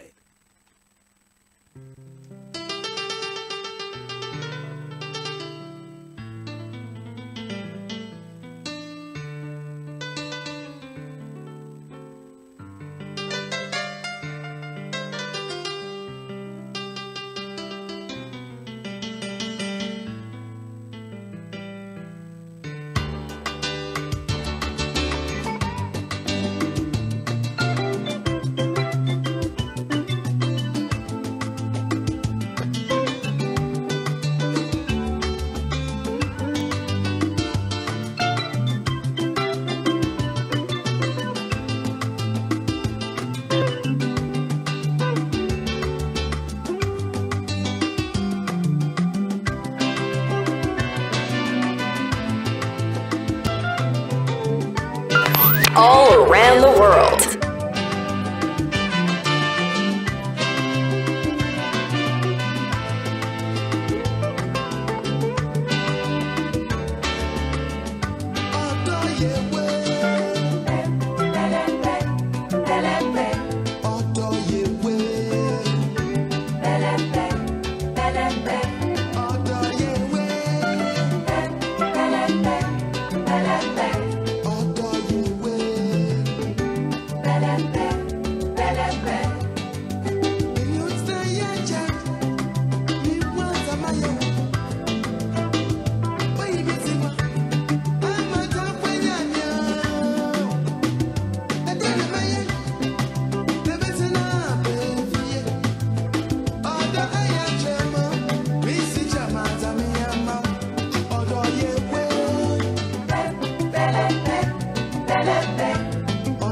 Starr Radio.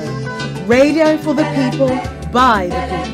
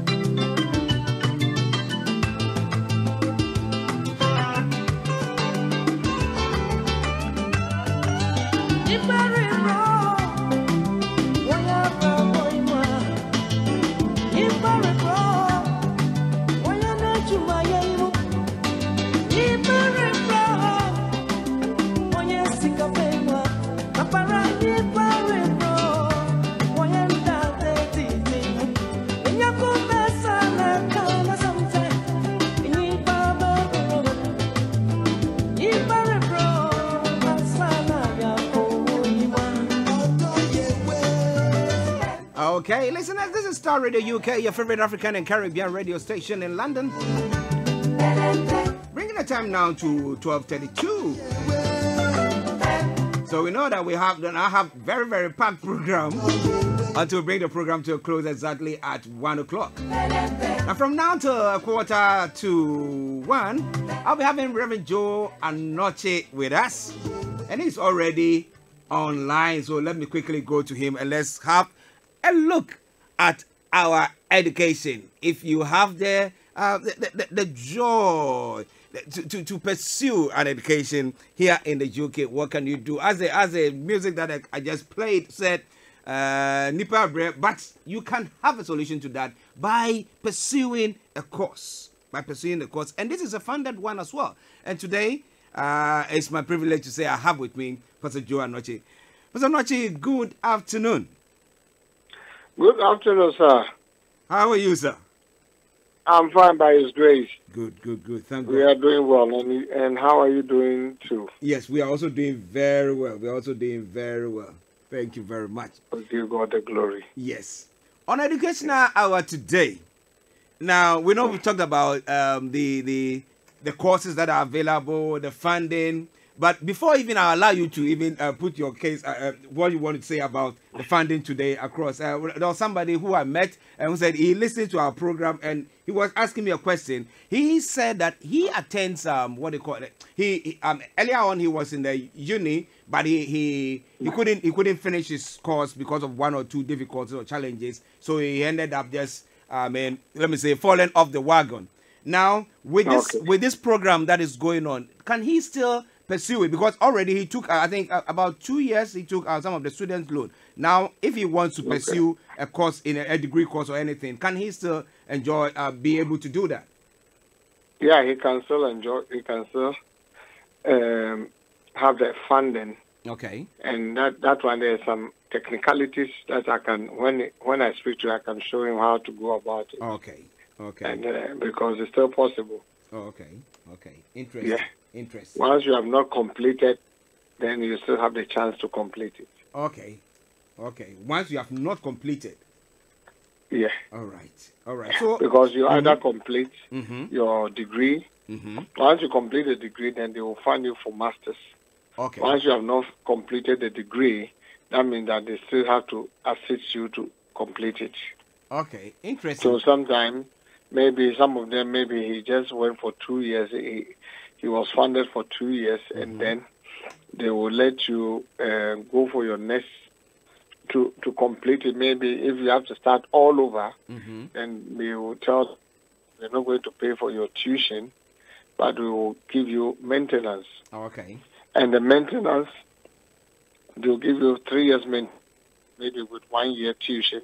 So one, you can use the maintenance to fund your tuition for the 2 years, and then the last year they will pay the tuition and the maintenance. So you still have something to use to pay. Okay. That brings another question here. Now, so if somebody has taken a course, okay, a degree course, and after that course decide, look at the courses that this program is, putting across, and they are interested in now going into any of the courses that we talked about the other time.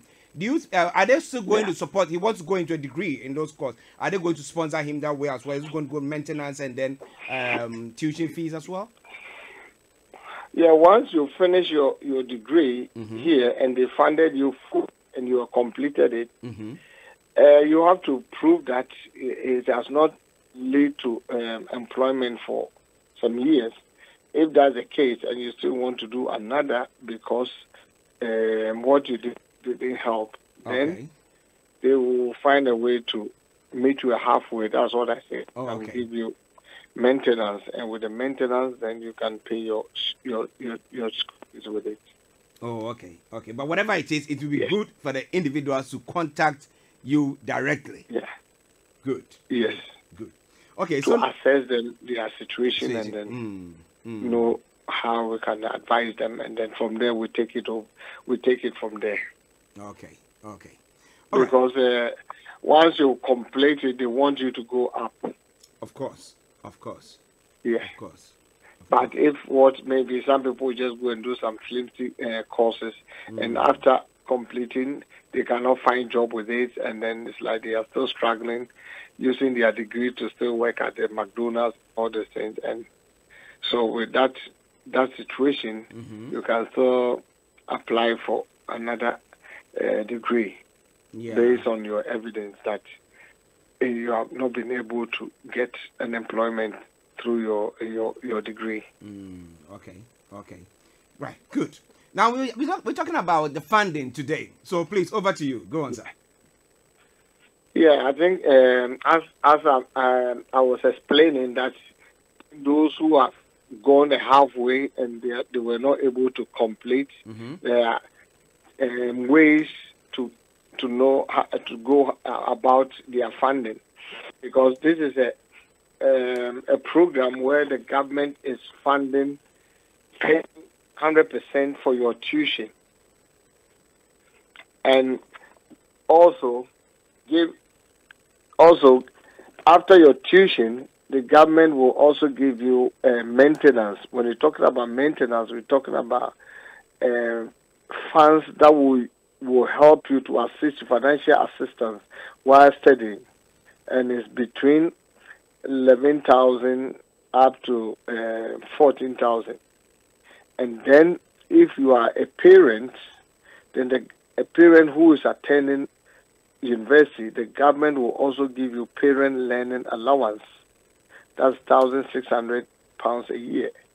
And then if you have children, then they will also pay for your child care while studying. Then your children can also have child care funding. That is grant. And that one, if you have one child, they can give you up to 7,000. If you have two children, you can get up to 13,000 a year. Okay. So when you add up all these things that I'm talking about to your maintenance and your grants, if you have two children, you're talking around 25 to 27,000 a year. If you are a single parent, you're single parent with one child, you can get up to 20,000 or 21. If you are a single person with no child, nothing, then they will pay for your tuition. They will give you roughly around 11,500 or 12,000. So the 27,000 I'm talking about is excluding your tuition. So this is what you get while you are studying. So I always tell people that this is sometimes too good to be true, but it's true. It is a help that we can utilize it to upgrade ourselves. So we have a lot of people are earning between 12,000, 15,000, 20,000 a year, 22,000 a year. So if they are giving you more than what you are earning full time, so why don't you take a step in life, go to school, get this money to replace what if you've been working, you will earn, and then concentrate on your school. Do a part-time. When you do a part-time, at least you can get something on top of this, and you will be more better off than doing this menial jobs that you yourself, you know that you cannot do it for a long time. Yeah. Because when the strength start diminishing, automatically you need the mental capacity to make ends meet. So I believe that these are great opportunities that our people can utilize to enhance their life and to better themselves and move to their next level. Because as I always say, education is the key to every sphere of life. Because only few people who are not educated who are able to break through. That's exceptional. So you don't use exceptional to justify anything. You use statistically and generally, you need education even to do a better business. So these are the opportunities that at least this morning I just want people to understand. It's not a hype. It's not something that is not the truth. It is the truth. It's people are utilizing it and making their life is more better than when they were working full time. And again, this money is tax free, right? It's tax free because it's a two components. We have the maintenance. That one, after you've completed your program, and you find a work, and you are earning more than £25,000 a year, then the government will deduct maybe £60 or £80 from your gross wages. So it's like you are paying your NI. Wow. And the grant, the parent learning allowance, child care, they are all grant that you don't need to pay back. If you have 2 children, 13,000 is free. You don't need to pay back. Parent learning allowance, you don't need to pay back. They are all grants. Wow. So, and even if you complete your education and you are not earning more than 25,000, you don't need to pay the money back. Goodness. Interesting. So sometimes I sit down and ask ourselves, I don't know why our people are still sitting there and still thinking and finding a way to talk themselves out of progressing. Interesting. Okay. Now, Reverend John, I know that our time is almost up on our conversation today. But again, if people want to contact you, what should they do? Yeah, they can call me on my personal number 079 04 79 3019. 079 04 79 3019. And at least you can access them and see how best we can help them to take this opportunity to better their lives. Because as I always say that, he said, what you don't know will exclude you. Of course. But what you know would include you. So we have to take advantage, and we are in the land, a country of education. UK is the land of education. The Chinese, Indians, Arabs, everybody come to study here. Yeah. And with UK degree, it goes far. So if we are here, I think we should not allow ourselves to be reserve players. We should get into the pitch and manifest our full potential. Wow. Reverend Anochi, let me say thank you very much for another brilliant time with you. Thank you very much, Samuel. Okay, then. So we'll talk after. Yes, sir. After this. Okay. Bless you. Right, bless you too. Bye-bye. Bye-bye for now. Okay, listeners, that is Reverend Joe Anochi. We take a commercial break, and once we come back, we will be having Linda Boache, who is already joining. But let me just acknowledge her. Linda, good afternoon. Good afternoon, Archie. How are you? Yeah, I'm doing very well. And you? I'm great, thank you. Good. Okay, so you hold on for me just for a second, and I'll put you back on. Listeners, Linda Boache is also coming your way with a continuation. Career 101. Yes, Career 101, a continuation of the educational hour. You just had the educational hour with Pastor Joe Anochi, and we are continuing with Linda Boache on Career 101. So what do you do? How do you prepare your CVs and everything after you've gone for all the courses and graduated and all that stuff? So hold on, don't go away. We'll take a commercial break, and once we come back, we have Linda Boache on. Stay tuned. Do you feel left out in your education or career but still want to do something about it? Then don't fret. If you are a resident in the UK, British or EU citizen, then there is hope for you. You are in the age bracket of 21 to 55. The UK government is offering grants, scholarships, and financial support for first degree to masters in various courses. The government will pay all your fees, and you can educate yourself in a peace of mind. From £21,000 per year for first degree, etc. Get in touch with GEM Educational Consultancy, and we will guide you in applying for this facility. We are situated at 51 Albany Road, Hornchurch. The postcode is RM12 4AE. Telephone 079 0479 3019, or email us pastorjoeka@yahoo.com. Get financial support and acquire a degree.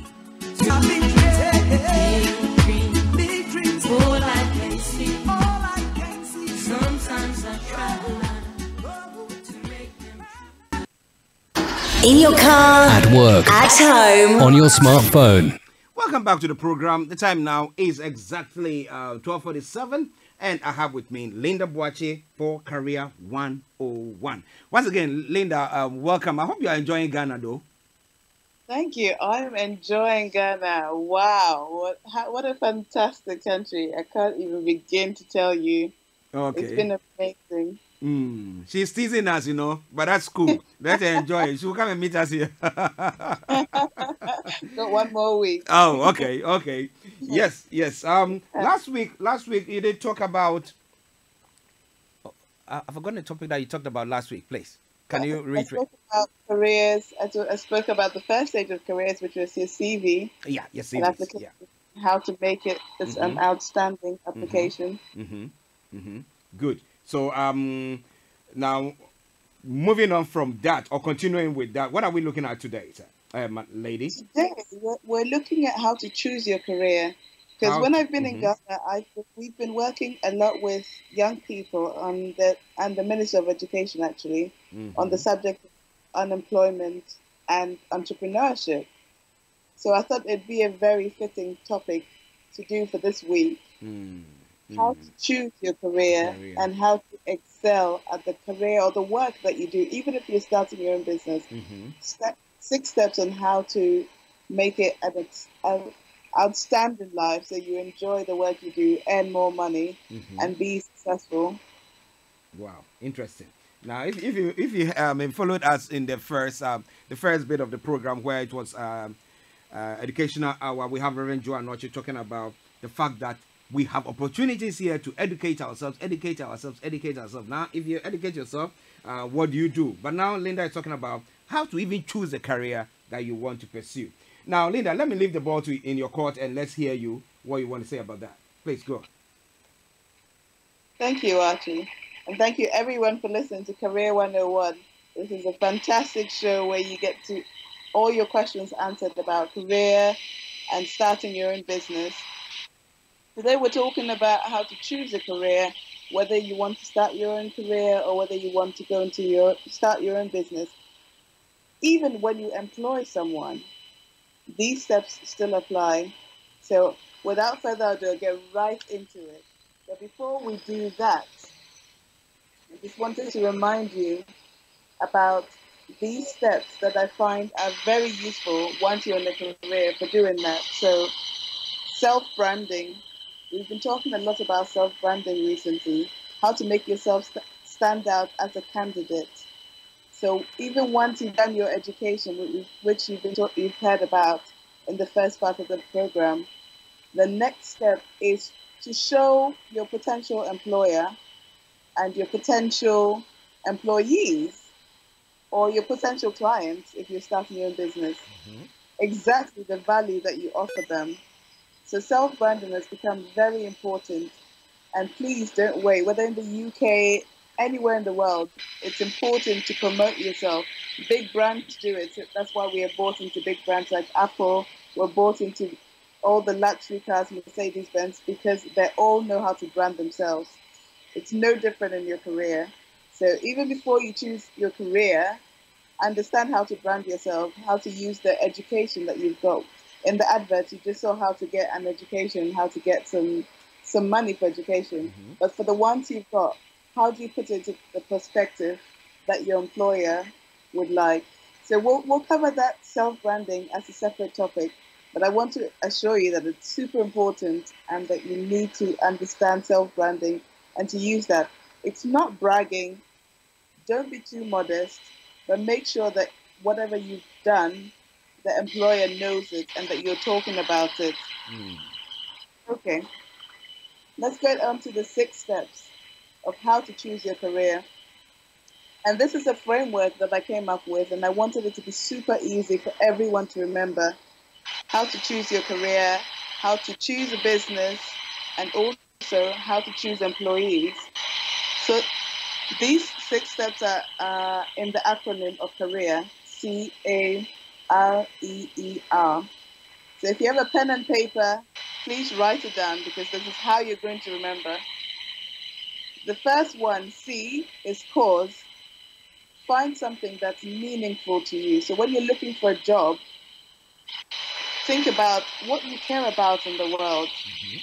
Do you care about a clean environment? Do you care about helping other human beings? Do you care about helping animals? Each one of us have different things that we really care about. It's a cause or a mission that we stand for that really bothers us more than anything else. That's usually a good indication of the career that you should be doing. So even, for example, in radio, speaking to you in radio helps people, and that's what I care about. So that helps with the career. If you're starting your own business, we always say you start a business to solve a problem. So the C again. In your car. At work. Sorry, go on. The C again will be the cause of what you care about and the problem that you're trying to solve in the business. A, this is the second one. So we have C for cause. A is for authenticity. Make sure that it really means something to you and it's coming from you and not external forces. Because nowadays we're bombarded with the media. Everyone on YouTube is telling you go travel. There's a network marketing community there, like come join us. There's so much information out there, as well as from the olden days where your parents are influencing you. Go be a lawyer, go be a doctor, go do this. But make sure that whatever career you choose to do, whatever yes. Reason why. Now, reason why is what gets you out of bed in the morning. Why should you get up today and go to work rather than phoning in sick? Why should you get up today and call that one prospect who's going to be your client? Who benefits or who loses if you don't do it? That's the reason why you wake up. What are you teaching your children and your siblings that are looking up to you? Make sure you understand what your reason why is when you're choosing a career. Why is this career important to me? how is this going to help me fuel the cause that I care about? How is this going to help me teach my children and be an example for my children? How is this going to help the world at large? You know, what's the reason why I should do this and now, not tomorrow? Why should I do it this minute and not delay it? So that's the reason why. So we've done career, C for cause, A for authenticity, R for reason why. Yep. The next thing is your environment, E for environment.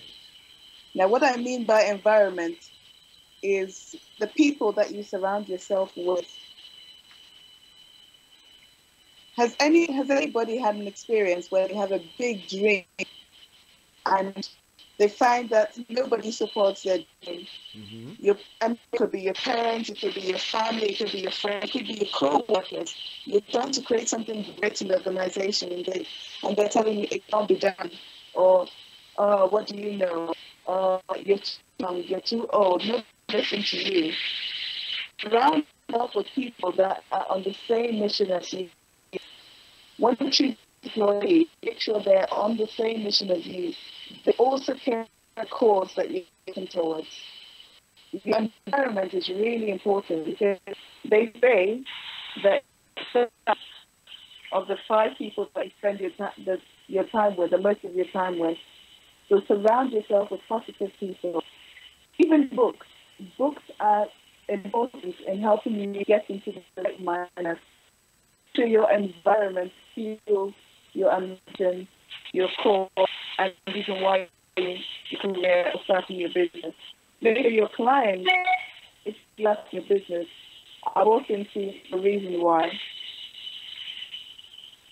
The next one, second E, will be excitement, your passion. What fuels you? What do you do that makes the time go quickly, that you don't even think about? You enjoy doing it. What aspect of your work do you enjoy doing it? And you can look right back from childhood. So for me, coming back to being a career coach, I remember being from the age of 5, asking my parents, friends, and anybody that I came in contact with, oh, so what work do you do? Why do you do the work you do? You know, I've always had this curiosity about why people choose to do the work they do. I didn't even know it at the time because at the time I wanted to go do something else. But that's what came naturally because that was the cause that I had, and that's authentic to me.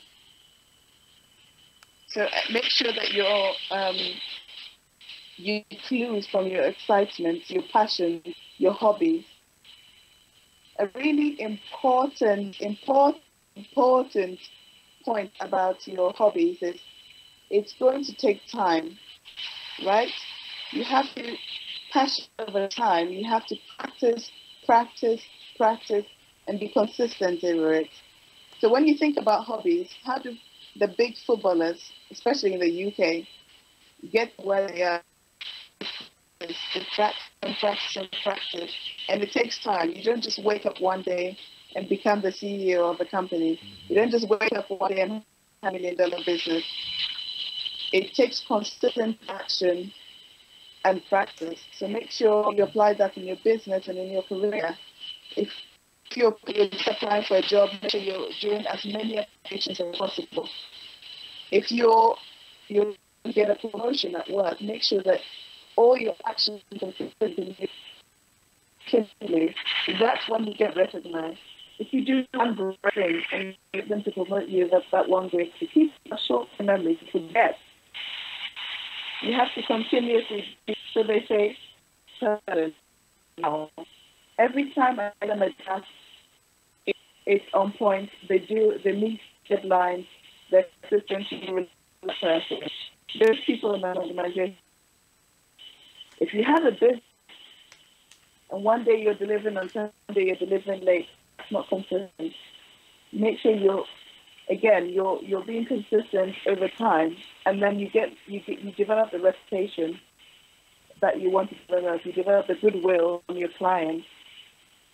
So the second point, the E, was your excitement, and that helps you choose your career. Now, finally, remuneration. I know this is a sticky subject for most people. Remuneration is also your pay or your salary or money that you get in your revenue from delivering service. The important point about remuneration is that it has to give value before you get your compensation, your remuneration, your pay, your salary. It doesn't work the other way around. You don't get money and give value.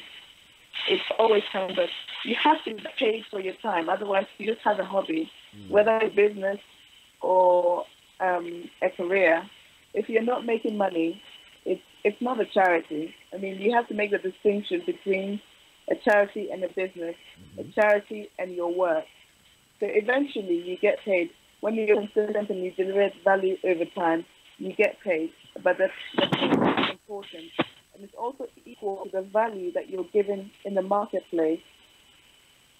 So there's a shortcut to this. Make sure that you're giving the value over time. And then people think, really, nobody can match this person. Nobody works as hard as this person, so they deserve a promotion. Nobody gives as much as good service and outstanding service like this company. So I'm going to spend my money with this company. So to recap, we've spoken about 6 steps of how to choose a career, how to choose your employees, how to start a business, and how to be successful in business. The steps were C for course. Make sure it's something that you care about. Don't just follow a trend. It has to be something you care about, because when you care about something, you work consistently towards it. Time goes by quickly, and you want to learn more after it. So you keep investing in yourself, and you become the expert at it. That was C for core. A for authenticity. Make sure it's authentic to you as an individual, as an organization, as a company. Make sure that all your practices are authentic to the ethos and the values that you hold. R was the reason why it's important to do it now rather than later. Who suffers, who benefits as a result of your actions, whether you take action or not. What's the consequences for it? E was environment. So yourself minded people that share the same passions as you, because together you propel. If you're looking for an employment, working towards your individual cause, aligning your goals to them. If you find employees, make sure employees generally care about what you're trying to achieve as a business, because when they work harder towards the goal, if you're starting a business, make sure that all your business partners and your suppliers bought into your values. It just makes things easy. The E was excitement. Make sure you model your passions and your hobbies. The same effort over time that you apply to your passions and hobbies. Malcolm Gladwell talks about it takes 10,000 hours to make sure that you're putting in the effort over time, consistency, and again, reap rewards. And R was for remuneration. Make sure you're adding value. You expect your rewards in return. If you're constantly showing value, I was self-branding earlier. Self-branding really helps to see that and make you earn more money. When you go for an interview, you'll command salary. When you deliver a product, when you're delivering a service or in your own business, you command a premium price for your product because you're given value. So career, cause, authenticity, reason why, environment, and remuneration. 6 steps on how to choose a career, how to choose the employees, and how to choose what business to go into and how to conduct your business. Are you with me? If you've ever experienced any of these things, or you're wondering how to apply things, do get in touch and comment in the chat, and we'll take it from there. I'll contact you. You can also contact me at lindaboachi.com with your questions and get involved. Thank you for joining us here on Starr Radio, and I've been your host, Linda. Thank you so much for joining us. Wow. That is Linda Boachi for Career 101. Get in touch with her and she'll give you all the necessary advice that you need. But Linda, one question I've just come in, and let me ask you that before we go. A quick one from there. Now, a listener is asking the question. He said, unfortunately, he was influenced by the parents, and therefore he undertook a course that he did not actually love it. He had to just please the parents. Now, under such circumstance, what should he do? Yeah, so thank you so much for your question. This is a really important question. A lot of people are influenced by their parents, and it's not, we won't blame them because that's what they know.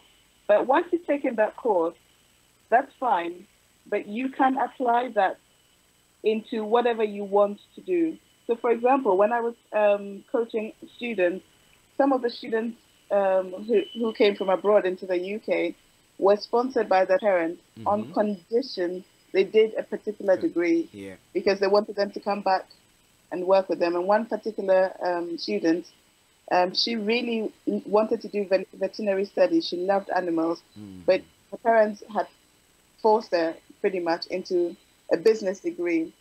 And when it came to getting work experience and placement, that's fine, but you can combine it.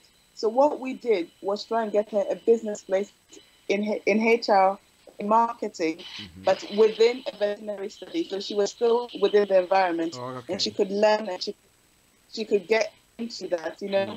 And then each one can branch, and then if you want to reach them. But I didn't see that as such a disadvantage. How I can move forward and how I can merge it with what I'm doing right now, with what I really want to do.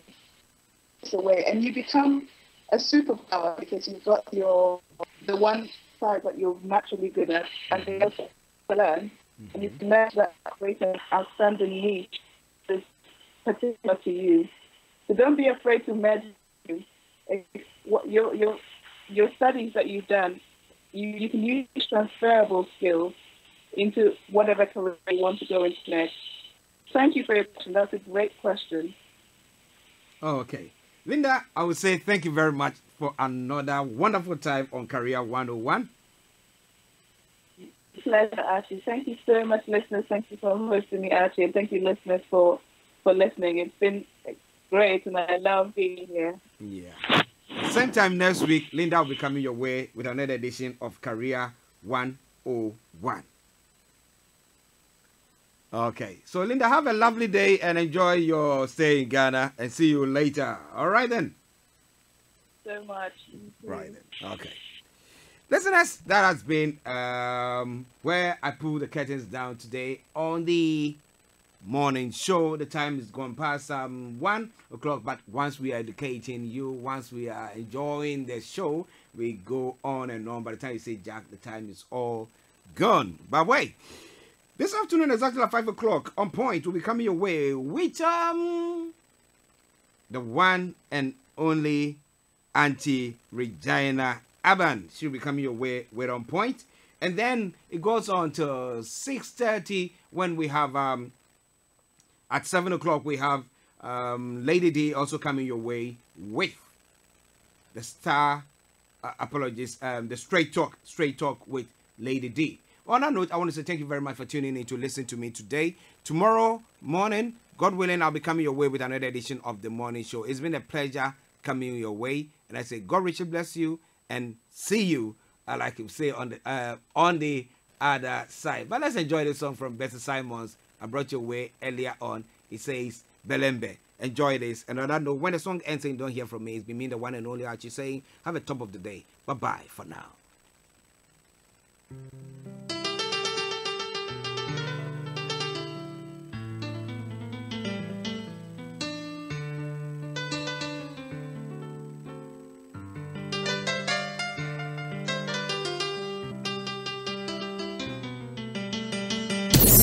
Thanks for listening. Thanks for listening. Thanks for listening.